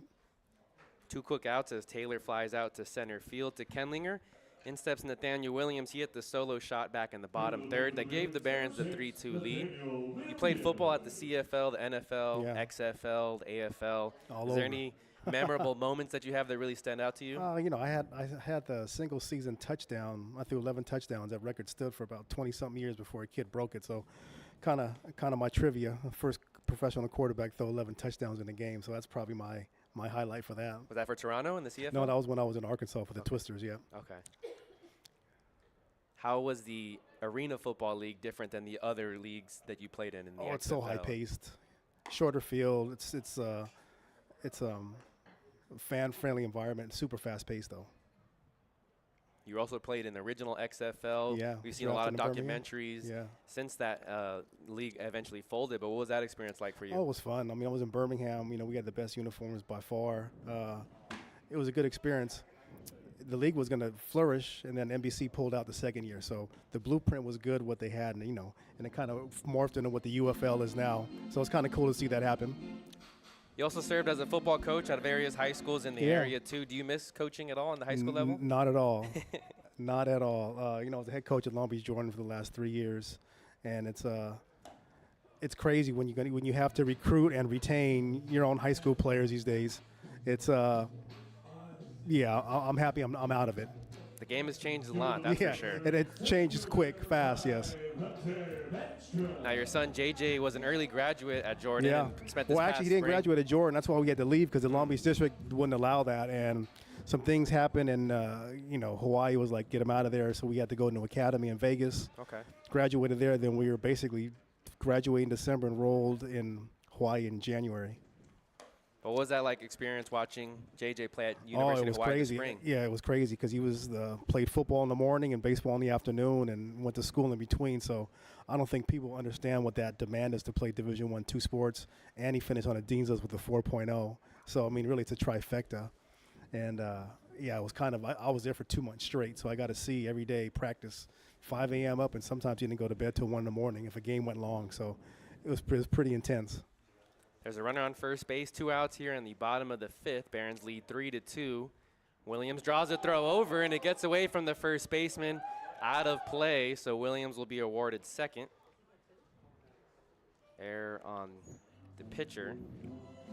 Again, we're sitting here with Jon Nielsen, the father of JJ Nielsen. It was announced that JJ is going to be entering the transfer portal. Have you guys found a new home yet, or still looking around? No, we're a bunch of schools. We're going to talk. We're to probably take some trips end of the month. You know, kind of figure out. You know, as a dad, it's good when a kid finds what he wants to do. You know, the football player in me, you know, he had a great opportunity to play at Hawaii this year, and the football side of me is a little sad, but the father's a little proud because, you know, he found the path that he wants to go, wants to walk. What was that discussion like when he said he didn't want to play both and just focus on you know, baseball? I saw everything go, and I saw, you know, he knows where his, you know, football is so easy to him because, you know, Hawaii ran the same offense. So it's just the motivation to keep doing it. There was more motivation to play baseball than there was to continue to play football. Williams at second base. There's 2 outs. Hunter Backstrom is the batter with the 1-1 count. 2-0 count.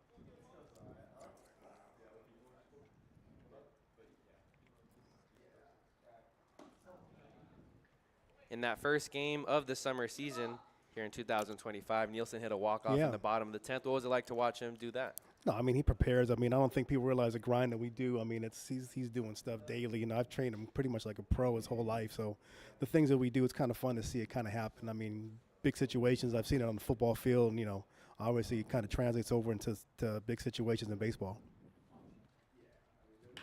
Backstrom right back up the middle, but a chance for Gonzalez over at short. He makes the throw in time. So the Barons do get a runner over to second. Can't cash him in. They still lead 3-2 as we head to the top of the 6th inning. Again, we were chatting here with Jon Nielsen, father of JJ Nielsen. And when I asked you to come in the bottom of the 5th, I was hoping JJ would come up to bat. Yeah, for sure. We did get that. He got up short there, at bat. yeah, quick at bat. Yeah, not the best pitch to go after your first pitch. Yeah. So, But yeah. Final question, what is it like to balance all that you do with your son JJ and your daughter Jaden, but as well as your lifestyle marketing? It's fun. You know, I get to coordinate all these different things. You know, they got YK water here. You know, JJ's NIL deal with them is able to hydrate the team for the summer. And, you know, it's just the culmination of everything we've worked on since they were little. Now it's the fun part to watch them flourish and grow in their careers. So I'm excited about it. The next couple years will be fun. Again, that's Jon Nielsen joining us here on the broadcast in the bottom of the 5th. To the top of the 6th we go. Barons lead 3-2 when we come back.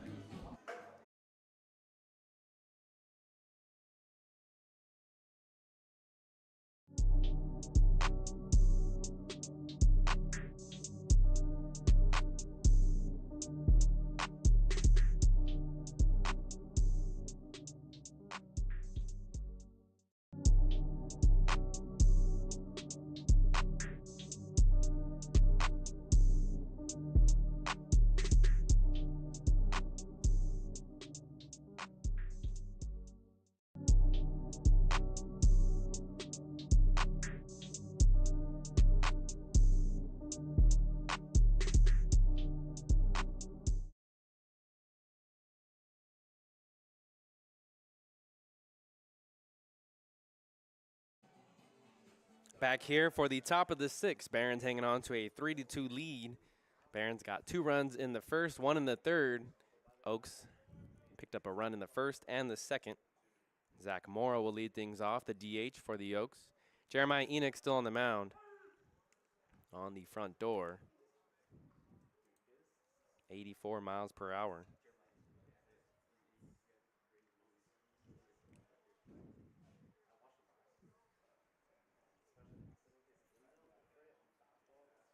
Breaking ball hit up into the air. Nielsen racing back into the outfield grass. Makes the catch for out number 1. Again, we were chatting with Jon Nielsen, the father of JJ Nielsen, here in the bottom of the 5th. We also had Isaac Ocampo on in the top of the 3rd. We're supposed to have Jimi Welsher on in the top of the 7th.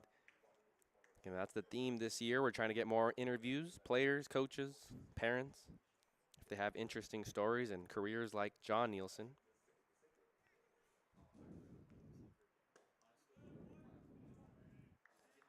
First pitch is in to Ethan Gonzalez. That was pitch number 21 on the outing for Enoch. He went an inning and 2/3 against Santa Barbara on Sunday. A foul into the netting. No balls and 2 strikes. Enoch being a lot more assertive on the mound in this outing.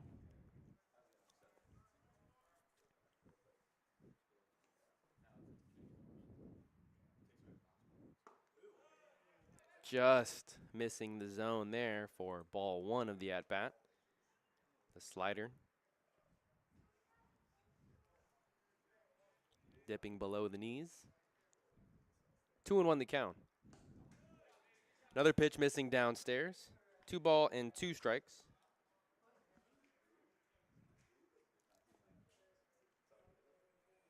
Batter on deck is Cade Falskin. He's a left-handed hitter. And then it goes back to the top of the order. On the ground, right back to Enoch. Enoch strides over to first, underhands it for out number 2.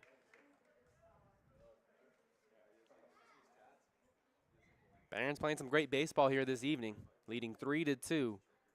They got their offense early. We thought it might be a shootout after 2 complete innings. It was a 2-2 game.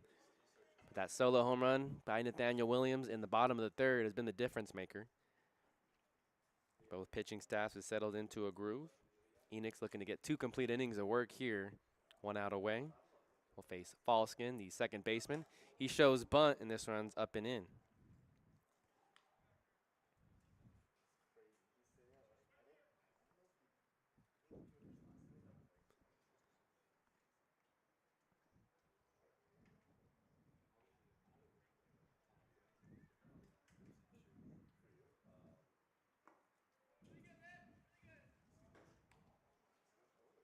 Two 2-0 the count, dips below into the dirt. In the bottom of the 6th, we'll have the 3-4-5 hitters, Trevor Schmidt, Gavin Taylor, and Jacob Klanowski. A good chance for the Barons to do some more damage.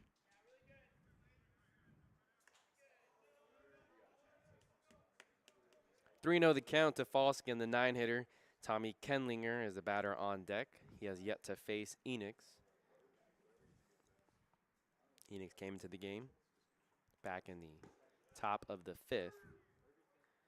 Picked up a big double play to get out of the inning.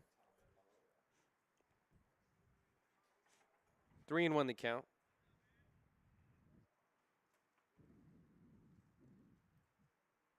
On the outer edge, 4-2. Falskin was making his way down to first base. He has an argument here on this box that we have on our TrackMan. Maybe an inch or 2 outside. But that has been the zone this afternoon. Home plate umpire has been giving some leeway on the edges. Payoff pitch from Enoch sets him down via the strikeout. Second strikeout of the outing for Jeremiah Enoch, 4th by the Barons pitching staff in this evening's contest. Oaks go down 1-2-3. Bottom of the 6th when we come back, Trevor Schmidt, Gavin Taylor, and Jacob Klanowski will try and give the Barons some more insurance runs after this.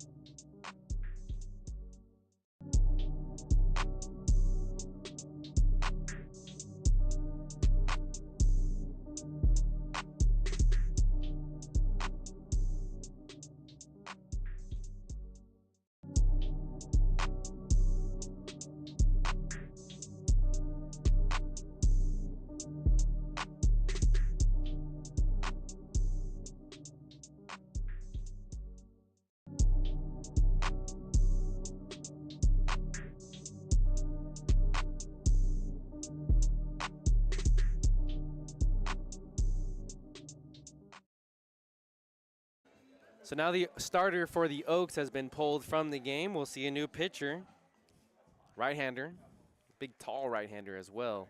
Standing at 6'5", it's a freshman from Los Angeles Community College, Luke Casares. Casares wears number 13. Comes in relief of Caden Beloyan, correction. First pitch is in the dirt to Trevor Schmidt. Schmidt has a sacrifice fly 0 for 1. With the strikeout looking in the third. Pokes this one into shallow center. Kenlinger won't be able to grab that one out of the air. Leadoff single for Schmidt and the Barons here in the bottom of the sixth. Giving the blick to the Barons and the cleanup spot number 25, Gavin Taylor. And Luke Casares is the new pitcher. Caden Beloyan's day is done after 80 pitches. He goes 5 innings. Gives up 3 runs, all of which are earned. 3 strikeouts, issued 1 walk, and 5 hits were given up. All 5 hits were extra base hits. But he did a nice job the last 2 innings, only allowing 1 base runner. That was to Nathaniel Williams on a walk. Schmidt at first base. Spiked this in the dirt. Gets away from Nolan Johnson. 1-0 the count to Taylor, and moving up to second is Schmidt. Thanks for tuning in wherever you may be tuning in from. Barons looking for win number 2 on the season against the reigning champions in the CCL.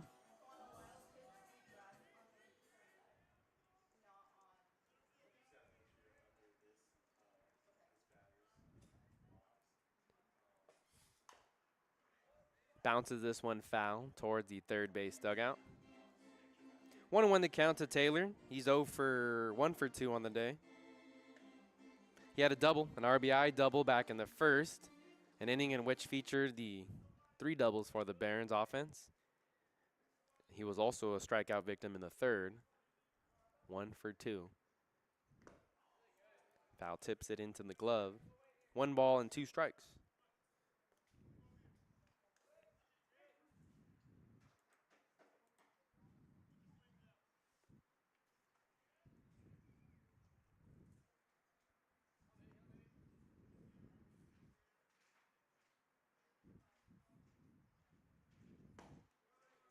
Downstairs for ball 2. 2 balls and 2 strikes to count. Both these players were at LA Valley. Casares on the mound, Gavin Taylor at the plate, so some familiarity with one another.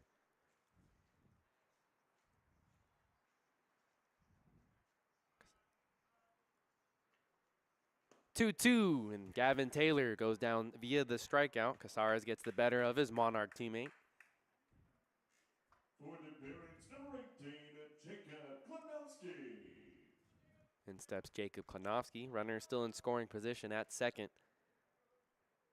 1 out. Casares made 7 appearances for the Monarchs last season. Pitched 8 innings. Gave up 10 runs, 6 strikeouts, and 5 walks. Runner takes off for third. Schmidt slides in, but it's a foul ball over to the left side, so he retreats back to second.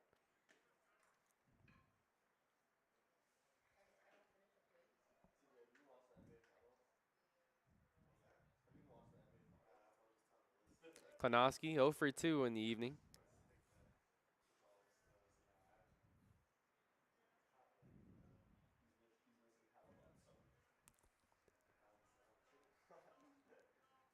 Long look in here from Casares. Another ball slapped foul. No balls and 2 strikes.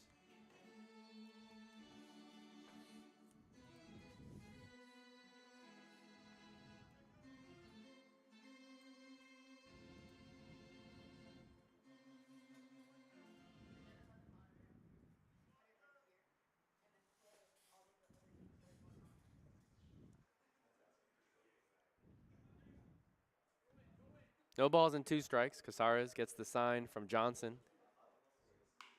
Skies this one into the air, into shallow center field. Kenlinger in a few steps. Schmidt bluffs, but he retreats back to second. Out number 2. You're hoping that as the batter, you move that runner over to third base. But there's 2 outs. A chance for Jason Delviar to pick up an RBI. Delviar's 0 for 2. He popped up to the catcher. It was Nolan Johnson who made a nice play, sliding up against the padding right in front of us to make the catch. That was back in the 4th inning.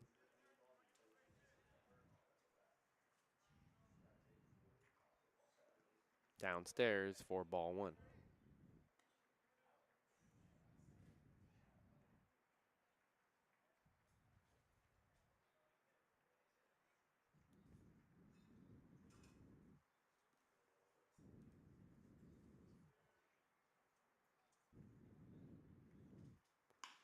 Pokes this one into center field. Getting the wave over at third base is Schmidt. Kenlinger will fire. On the hop, Johnson doesn't apply the tag, and advancing to second is Delviar. Savvy base running there by Delviar to steal a base. An RBI double here, making it a 4-2 game in the bottom of the 6th.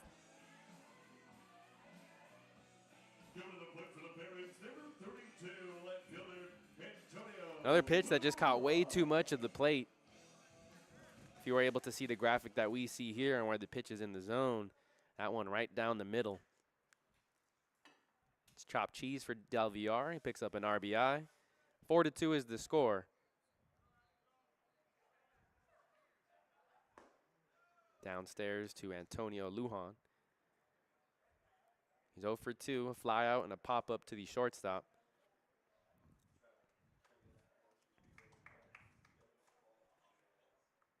Lujan, a switch hitter, has only hit from the left side this evening, with only righties on the mound.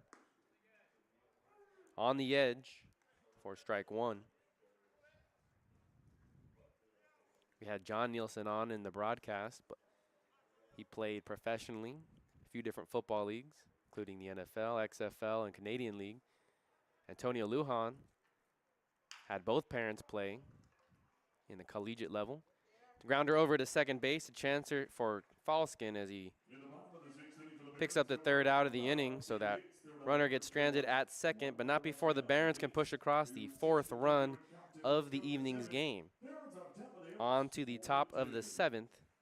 Top of the order due up for the Conejo Oaks, Tommy Kenlinger, Lucas Daniewicz, and then Devin Wilkes.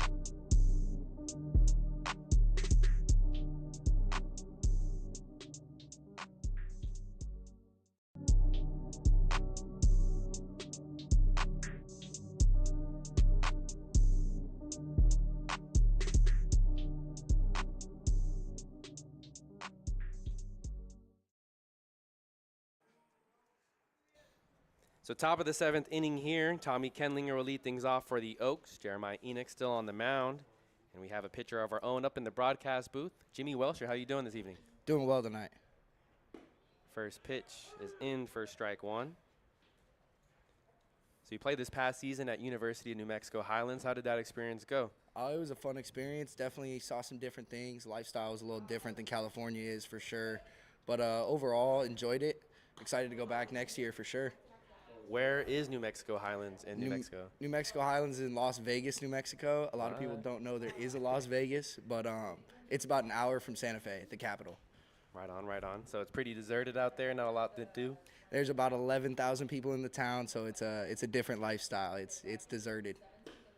Now take me back to high school. You were at Pacifica High School, and what was the decision that led you up at Orange Coast College? I had talked to a few JUCOs during high school, and the COVID season ended my senior season early. So then it kind of made my decision pretty easy to go to Orange Coast College, which was the closest junior college to me.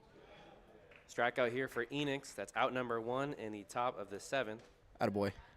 It's your second summer in a row here with the Academy Barons. How's this experience been different from last year? I mean, I think it's pretty similar to last year. We got great facilities, great coaches, great team. I wouldn't say there's a lot of differences. I noticed one thing too, whether it's you hitting BP, sometimes you're in the outfield, it just feels like you're around a lot. Where does their passion for baseball come from? Oh, I've had the passion since I was a young kid, and I've always just been a high energy guy. Whatever I'm going to do it to the fullest. So I give it my all out here. Again, we're chatting here with Jimi Welsher in the top of the 7th. 1-1 count to Lucas Daniewicz. There's one out in the inning. Barons lead 4-2. The Barons started the season off with a walk-off victory. What was it like to be a part of that experience to start off the season? Honestly, one word, just electric. It was real fun to get that first win like that. It was awesome. Good experience. Now, I know you're at the four-year university, but there's a lot of guys from that junior college, and especially the Orange Empire Conference. Is there ever friendly trash talk that goes around, guys from Cypress, Santa Ana, Golden West, OCC? I think we definitely we have fun picking at each other a little bit because, it's such a high competition in the OEC. So we have a good time kind of picking on each other, saying this and that about each other's school, but it's all friendly. 2 balls and 2 strikes to count to Lucas Daniewicz. Enix comes set.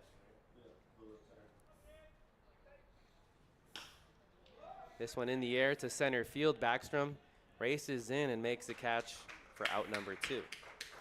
Is there any adjustments you make here in the summer in a wooden bat league versus you would in the spring when their college players are using aluminum? Oh, I mean, not necessarily. I like to just pitch to my strengths always. Maybe get a little bit more fastball heavy in a wood bat league, but I would say just pitch to my strengths and keep it simple. 2 outs in the inning. That'll bring up Devin Wilkes, a left-handed hitter. 0 for 3 on the evening. Growing up, did you have a favorite left-handed pitcher or just any other players that you idolize your games after? Jon Lester is definitely the first name that comes to mind. I'm a Red Sox fan, so watching him growing up, that's definitely the first name that I think of. Now, correct me if I'm wrong, but last summer you also were able to get some at-bats as well. When was the last time you hit before then? Before then, the last time I hit was high school, which was a good 4 years prior to last summer.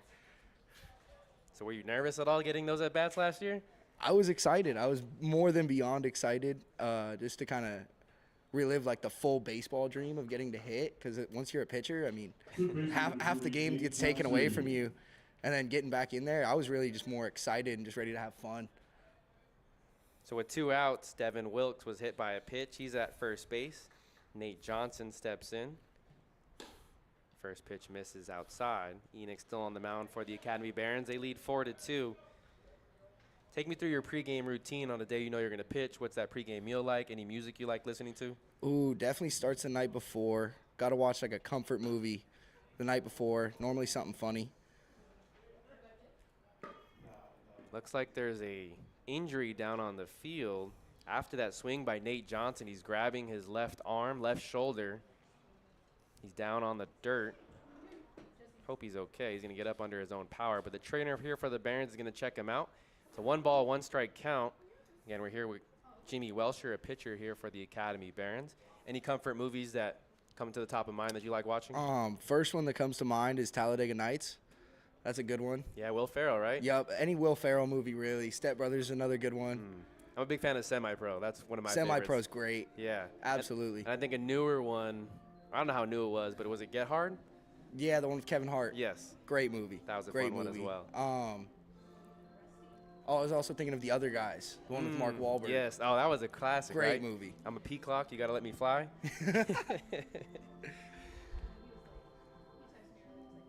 But yeah, then after watching a comfort movie to go to bed the night before, definitely got to get a good breakfast in that day. And then I try to keep the routine real simple, not too like, I don't know how to say it, but not too detailed, pretty simple. So just get to the ballpark around the same time every day, do the same stretch routine, and then just pretty much get after it and go get hitters out. Okay, we're here with Jimi Welsher. Nate Johnson, the batter who went down onto his rear after a swing and miss, being checked out by the trainer here for the Barons. We hope he's all right. There's 2 outs in the inning. There's a runner on first. Is there anything you like to snack on during the game, whether it's seeds or something else? This year I found a big love for Nerds clusters. Okay, you're the second player. I think Isaac Ocampo also brought that up too. Okay, yeah, I think that's a pretty common one on a baseball field these days. Are they sour? Or are they just? They're like chewy and just delicious. Okay, I'll have to try them. Any particular flavors? I know there's a few different colors, right? I think the pink bag is the standard. Okay. Nerds clusters. I'll have to try those. Do you have a favorite baseball movie? Baseball movie. Ooh, I mean, a basic one would be Sandlot, but I'd probably go Bull Durham. Once I got older and really got to understand the plot of that one, that's a good one. Right on. You currently have, you said the Boston Red Sox fan, correct? Yes. How are you feeling about the team this season? I don't think we're going to see October, and that's okay. We're looking for next year. We got some prospects. We got some youngins. They called up Roman Anthony, right? He's a big top prospect. Big top prospect. Marcelo Meyer, too, but I don't think our 2025 hopes are looking too hot. So it looks like we're going to have a pinch hitter. Pinch hitter to the game to finish the at-bat for plate number 30, Nate Johnson. Now the plate player number 10, Jonah Dawson. Oh, Jonah Dawson. He's the pinch hitter now, coming in for Nate Johnson. We're going to assume that he's going to play third base as well. It's a 1-1 count. There's 2 outs. There's a runner on first. Dawson will face Enix. We're chatting here with Jimi Welsher. 1 ball and 2 strikes is the count. Is there anything you learned, not only from the coaching staff, but playing with other guys who are at different universities and colleges in the spring? I mean, I think it's hard to start on just one thing that I've learned out here at this field. Coaches and the players, everyone's been a pleasure to play with, and I think I've learned a lot. Do you have any favorite moments from these past 2 summers with the Barons? I would say the walk-off to start this year is probably number 1 right now. 2-2 pitch from Enix, runs inside. Runs the count full. There's 2 outs. Do you have a favorite baseball saying or baseballism? That's a good one. I do like the Baseballisms T-shirt that says 6 + 4 + 3 = 2. I think that's a funny one. A lot of people that don't play baseball really just wouldn't understand at all. Right. They look at that shirt and are like, what? Like, those numbers aren't adding up. Now, after your baseball playing career, was there any goals that you have outside of that? I'm a big baseball guy, so I really want to be a baseball coach or like a strength coach and a personal trainer after my playing career is over. Would you want to coach at any particular level or at whatever level you're open for?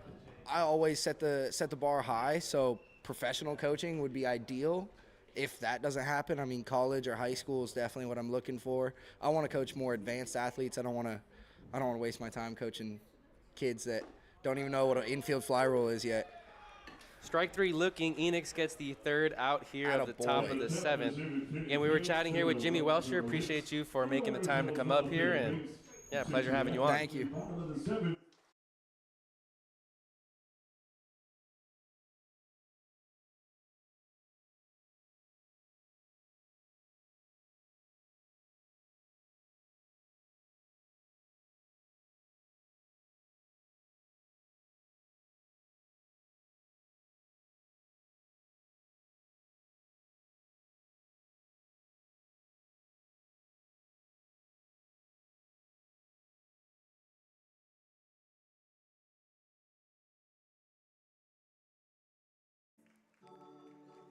Again, it's the bottom of the 7th coming up for the Academy Barons. 8-9-1, JJ Nielsen will lead things off.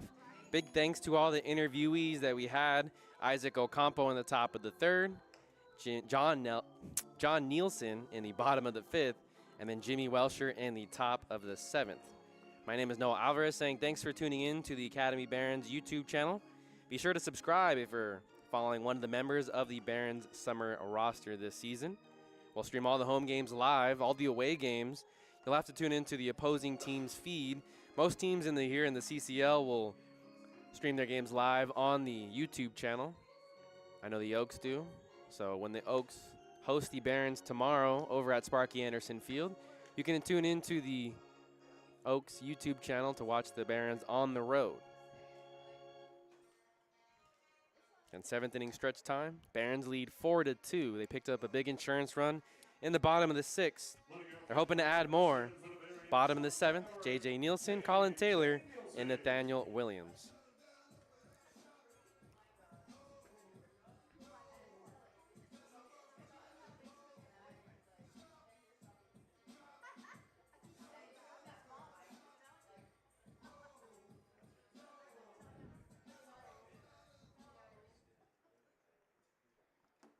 Luke Cassara is back on the mound for the Oaks.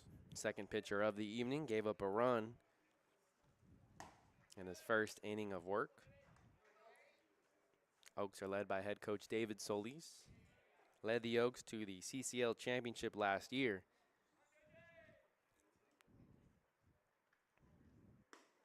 They finished the regular season in 2nd place. However, the Santa Barbara Foresters, they play in the NBC. So the Oaks were the top seed in the Southern California region. 1-1 the count to Nielsen. Check swing. Home plate umpire said Nielsen went around. And Nielsen looking for a new home this summer. Spent this past spring at the University of Hawaii. Was also playing as a member of the football team, doing both sports in the spring. This one in the dirt. 2 balls and 2 strikes. Taking over at third base is Jonah Dawson. We saw Nate Johnson leave with an injury. We hope he's okay. It was a 1-0 pitch that he swung at. And as soon as he swung, he grabbed his left arm and went down to the ground. So he was in some pain. Skies this one into the air, right center. Kendlinger calls off Danielwitz, the right fielder, and that's out number 1.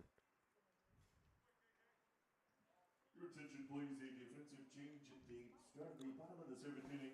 Remaining in the game. 1 out here in the bottom of the 7th, here in the city of Compton. Sun is set. Still a little bit of daylight. The lights are on here at the MLB Youth Academy. Taylor will step in. Colin Taylor. He's 0 for 2.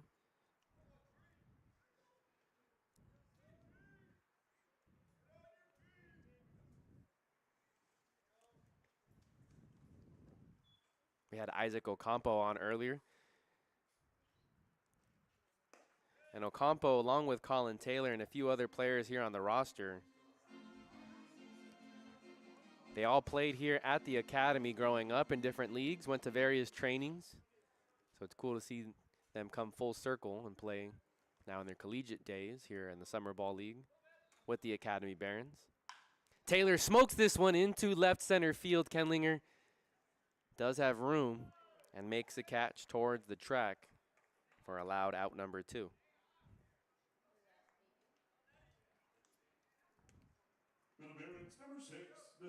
In steps Nathaniel Williams. He's done the damage for the Barons. Gave him a 3-2 lead back in the bottom of the 3rd.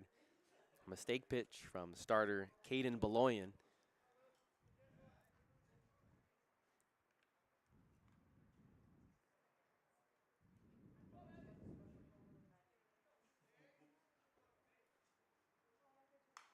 Right back into the netting for strike 1.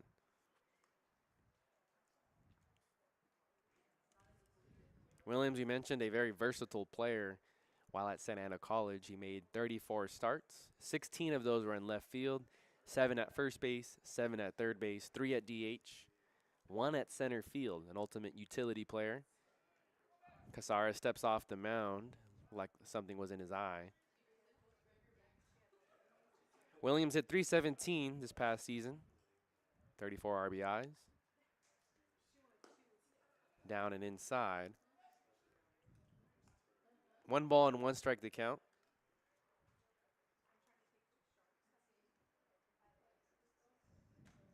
Williams and his older brothers Thomas and James both are all three trained here at the MLB Youth Academy.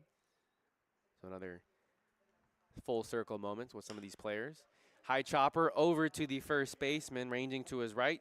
Tosses it over to the pitcher who was covering. 3-1 for out number 3. Barons go down 1-2-3 here in the bottom of the 7th. They still lead 4-2. Top of the 8th, 5, 6, 7 hitters due up. Tyler Hawley will get things started for the Oaks when we come back.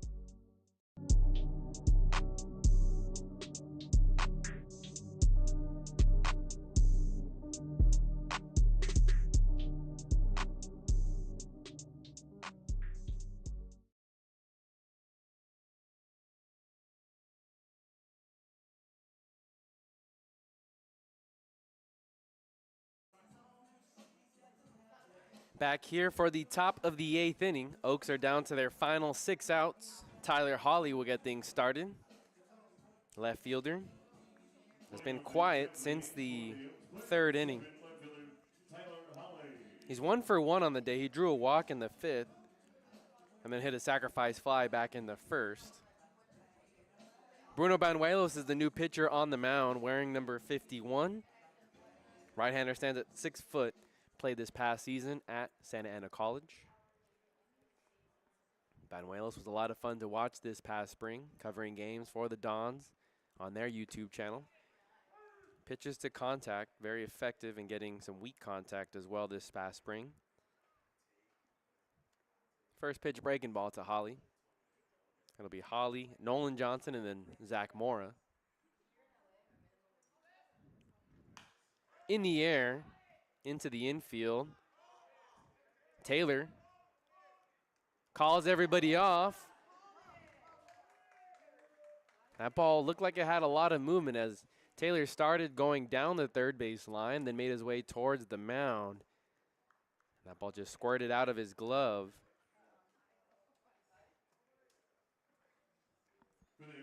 Error on the third baseman. There's a runner on first. Second error defensively for the Academy Barons this evening.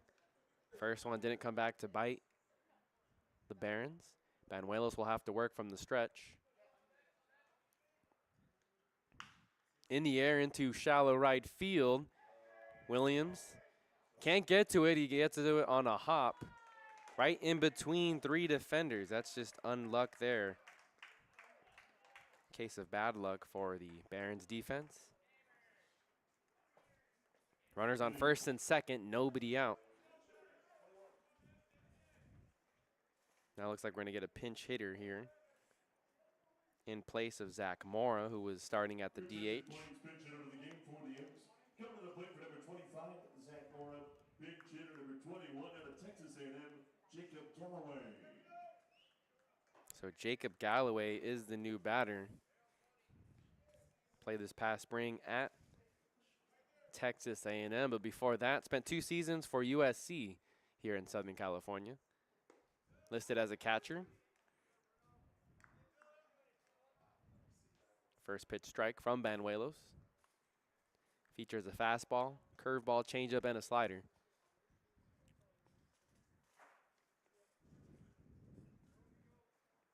Galloway got the start in the Tuesday victory over the Barons in Thousand Oaks. More soft contact, but it's a shallow fly ball. Could be trouble. Nielsen goes back and makes the catch for the first out of the inning.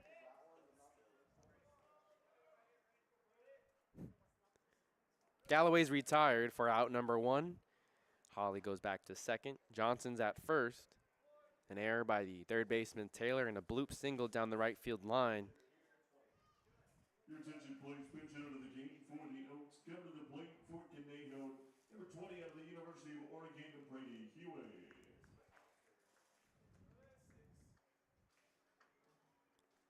So more substitutions here for the Oaks and head coach David Solis.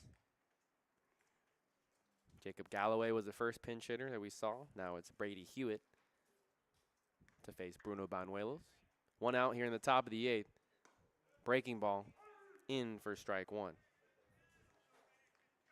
Banuelos went to Segerstrom High School, and right out of high school, he committed to Cal State Northridge.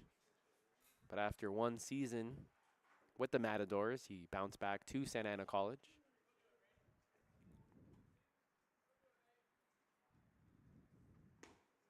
Swing and miss there from Hewitt. No balls and 2 strikes. Banuelos was a redshirt in 2024 with the Santa Ana Dons as they went deep into the playoffs, losing in the state championship. And this past year, he made 8 appearances. Started 1 game for Santa Ana College. Has a batter in an 0-2 count. Makes a move over to first. A lot of chemistry there between him and Nathaniel Williams at second. Both played at Santa Ana College this past year.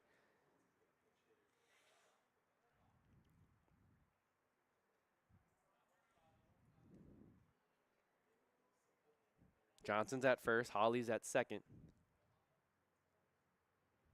Long pause here from Bruno. Downstairs. Taylor blocks it.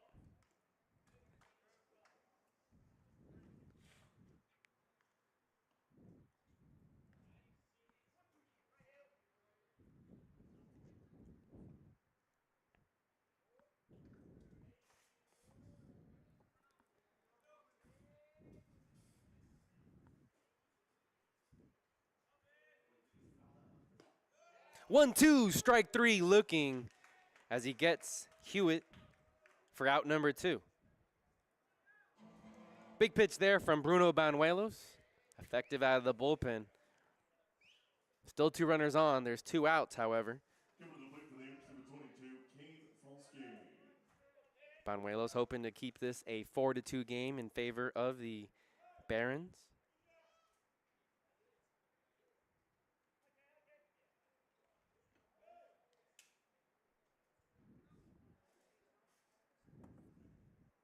First pitch to Falskin.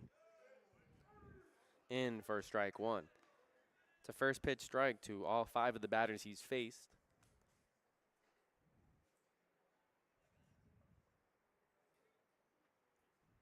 Oh and 1 to the 9-hitter. Falskin's 1 for 2. Double back in the 2nd, a walk in the 4th, a strikeout in the 6th.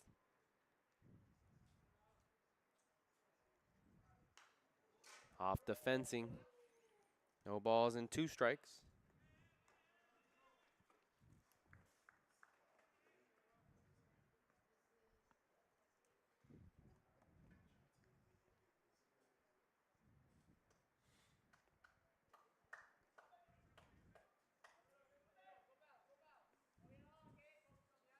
Banuelos back onto the rubber. 2 runners on, 2 outs. No 2 count.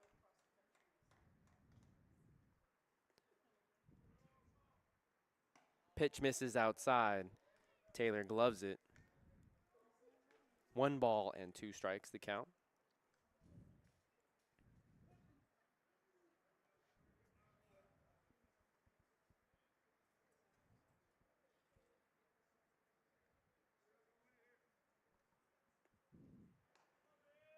Long pause from Banuelos, and he gets Another strikeout here to strand both those runners at first and second.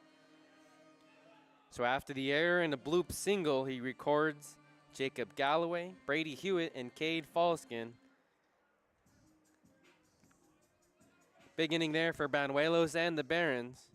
On to the bottom of the 8th. Potentially the last 3 outs for the Barons to put up some more insurance runs as they have a 4-2 lead due up in the bottom half of the inning. 2-3-4, Hunter Backstrom, Trevor Schmidt, and Gavin Taylor after these messages.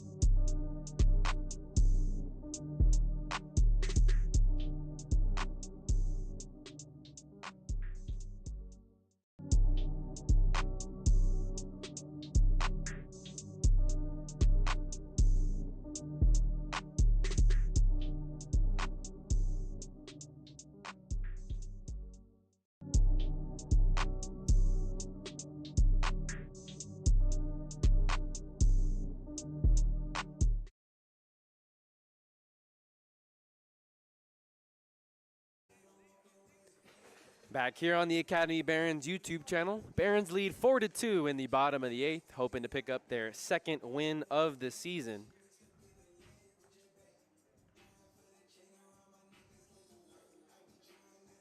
New pitcher on the mound for the Conejo Oaks, wearing number 24.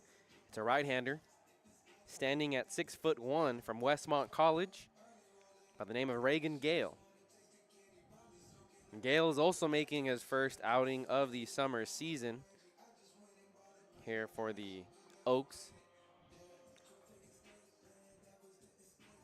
My name is Noah Alvarez. Thanks for tuning in wherever you may be tuning in from. Oaks entered today's game with a record of 4-1. Barons are 1-3, currently on a 3-game losing streak, but hoping to change that here if they hang on for a win. 3 more outs to get in the top of the 9th. They are hoping to get a few more insurance runs to give them a more comfortable lead. 4-2 is the score. Hunter Backstrom will get things started against the new right-hander.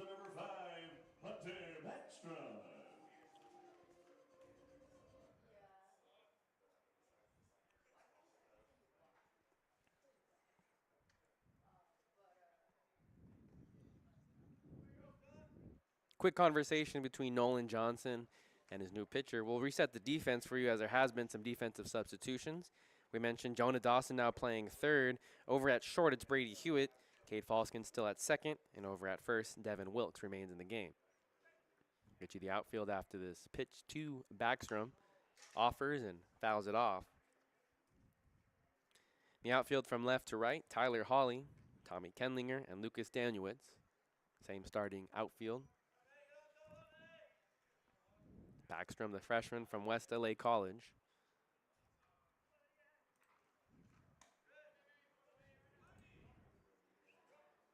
One ball and one strike to count. On the evening, Backstrom is 2 for 3. 2 doubles, an RBI double back in the first. Ground out in his last at-bat in the 6th. Breaking ball in for strike 2.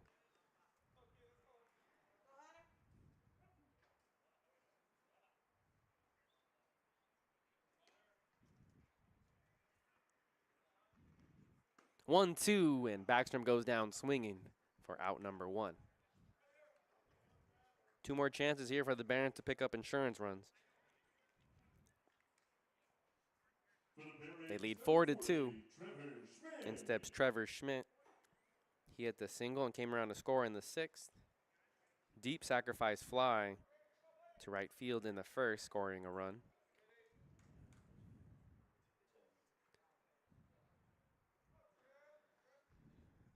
Breaking ball.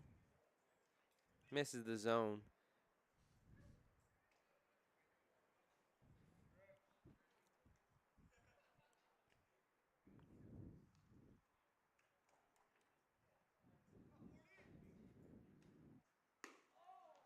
On the outer edge, that backdoor breaking ball.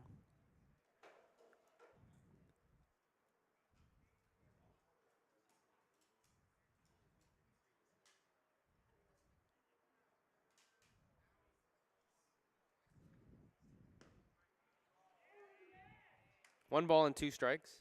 Like Isaac Ocampo, Schmidt also played at Servite High School in the Trinity League.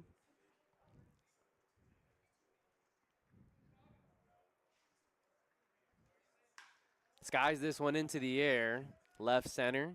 Kenlinger has been busy, but it's the left fielder, Hawley, who calls off the center fielder for out number 2.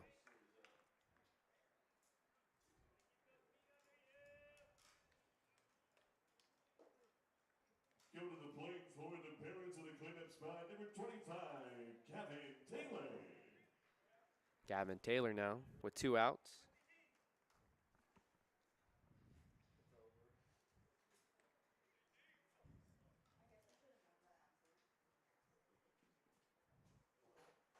Taylor's 1 for 3 after that RBI double in the first. He has a pair of strikeouts. Oaks have been able to connect on some tough pitches like that. The front door breaking ball in for strike 1. It was Caden Beloyan who started the game. Luke Casares, second man that we saw on the mound, and then Reagan Gale.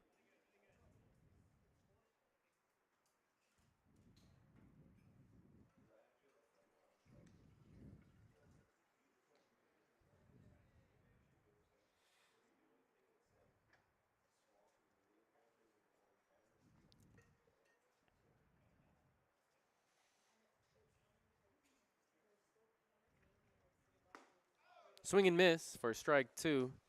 Taylor down in the count. Barons down to their final out for an insurance run.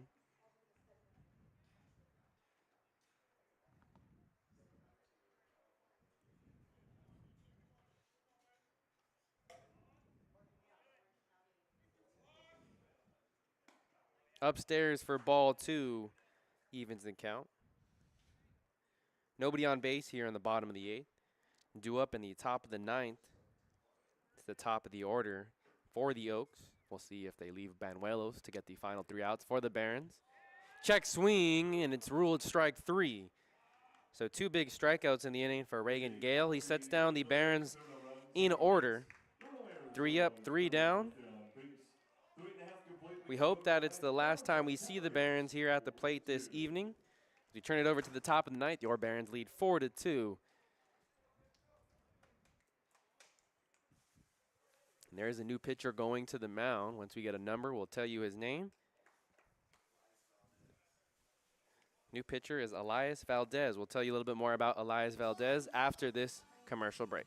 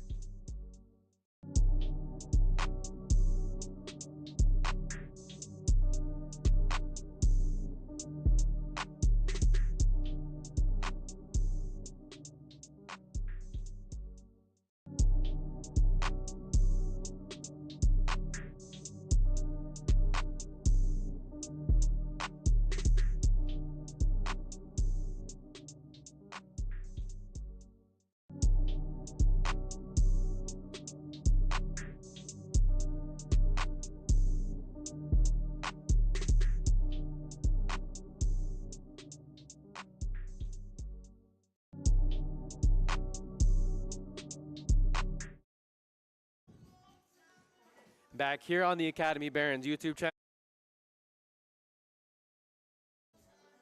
New pitcher in the game for the Academy Barons to get the final 3 outs, Elias Valdez.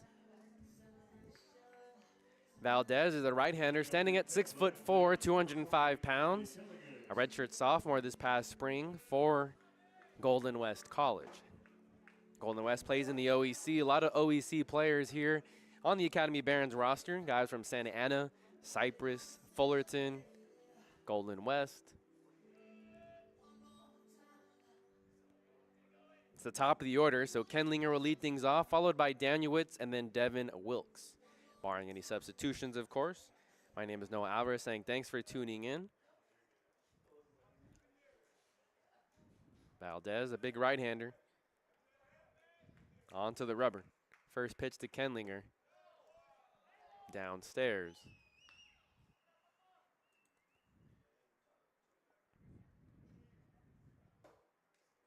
Fourth pitcher we're seeing here this evening for manager Kenny Landreau. In for strike 2.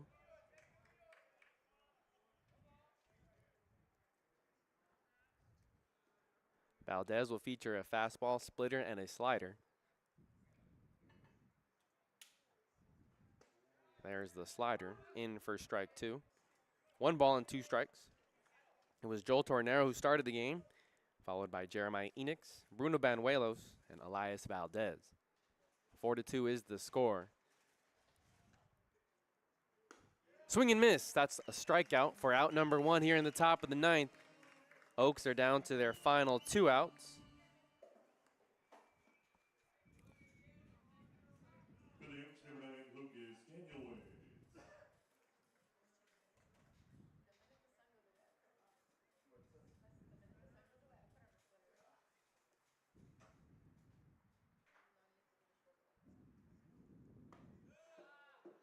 Just below the knees for ball 1.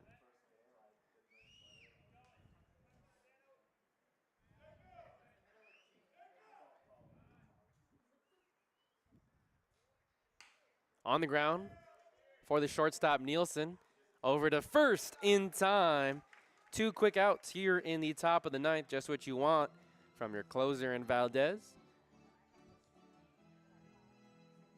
Before we go, we definitely want to say thank you to the players who were on the interviews this evening's broadcast. Isaac Ocampo in the top of the 3rd. Jon Nielsen, the father of JJ Nielsen, in the bottom of the 5th. And then Jimi Welsher in the top of the 7th. It's one thing we're trying to bring more to you this summer. Player interviews throughout the broadcast. 2 outs, and in steps Devin Wilkes, the first baseman. Valdez skips one in the dirt.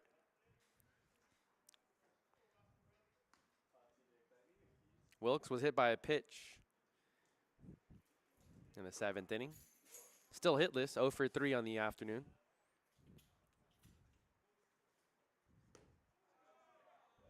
Down and away, ball 2.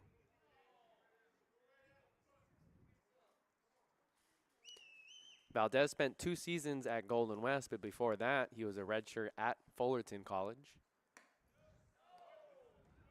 3 straight misses here to the 3-hitter, and that would bring up Jonah Dawson, who's currently hitting for Nate Johnson. Nate Johnson left the game due to an injury.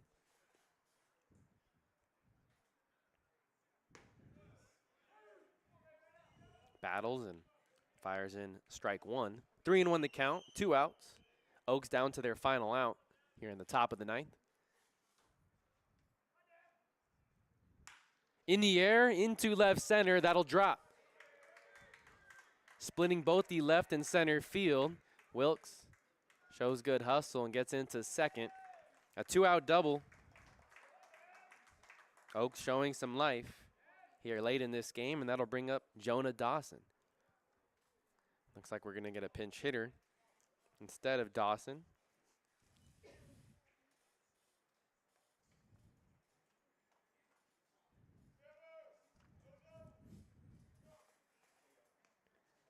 So another pinch hitter here for head coach David Solis. Wearing number 4, it's Anthony Thomas. Your attention, please. Pinch hitter of the game. Anthony Thomas is listed as a catcher, 6'2", spent this past year at Grossmont College. So he's going to pinch hit in a big spot. Oaks down to their final out. He's a left-handed hitting catcher. This was Nate Johnson's original spot. Jonah Dawson came in as a pinch hitter when Johnson left the game due to an injury. First pitch in the dirt. Valdez got the first 2 outs relatively quickly. Runner in scoring position at second. Thomas represents the tying run. Swing and miss there. 1 ball, 1 strike.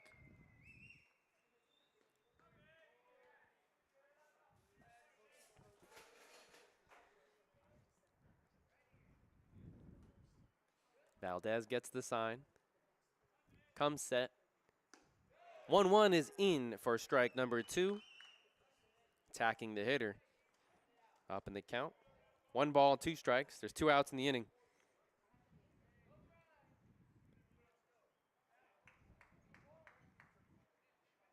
Big pitch here for Valdez.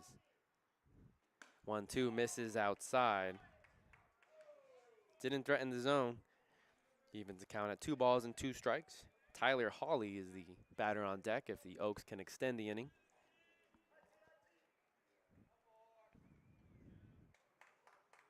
Valdez ready for this pitch.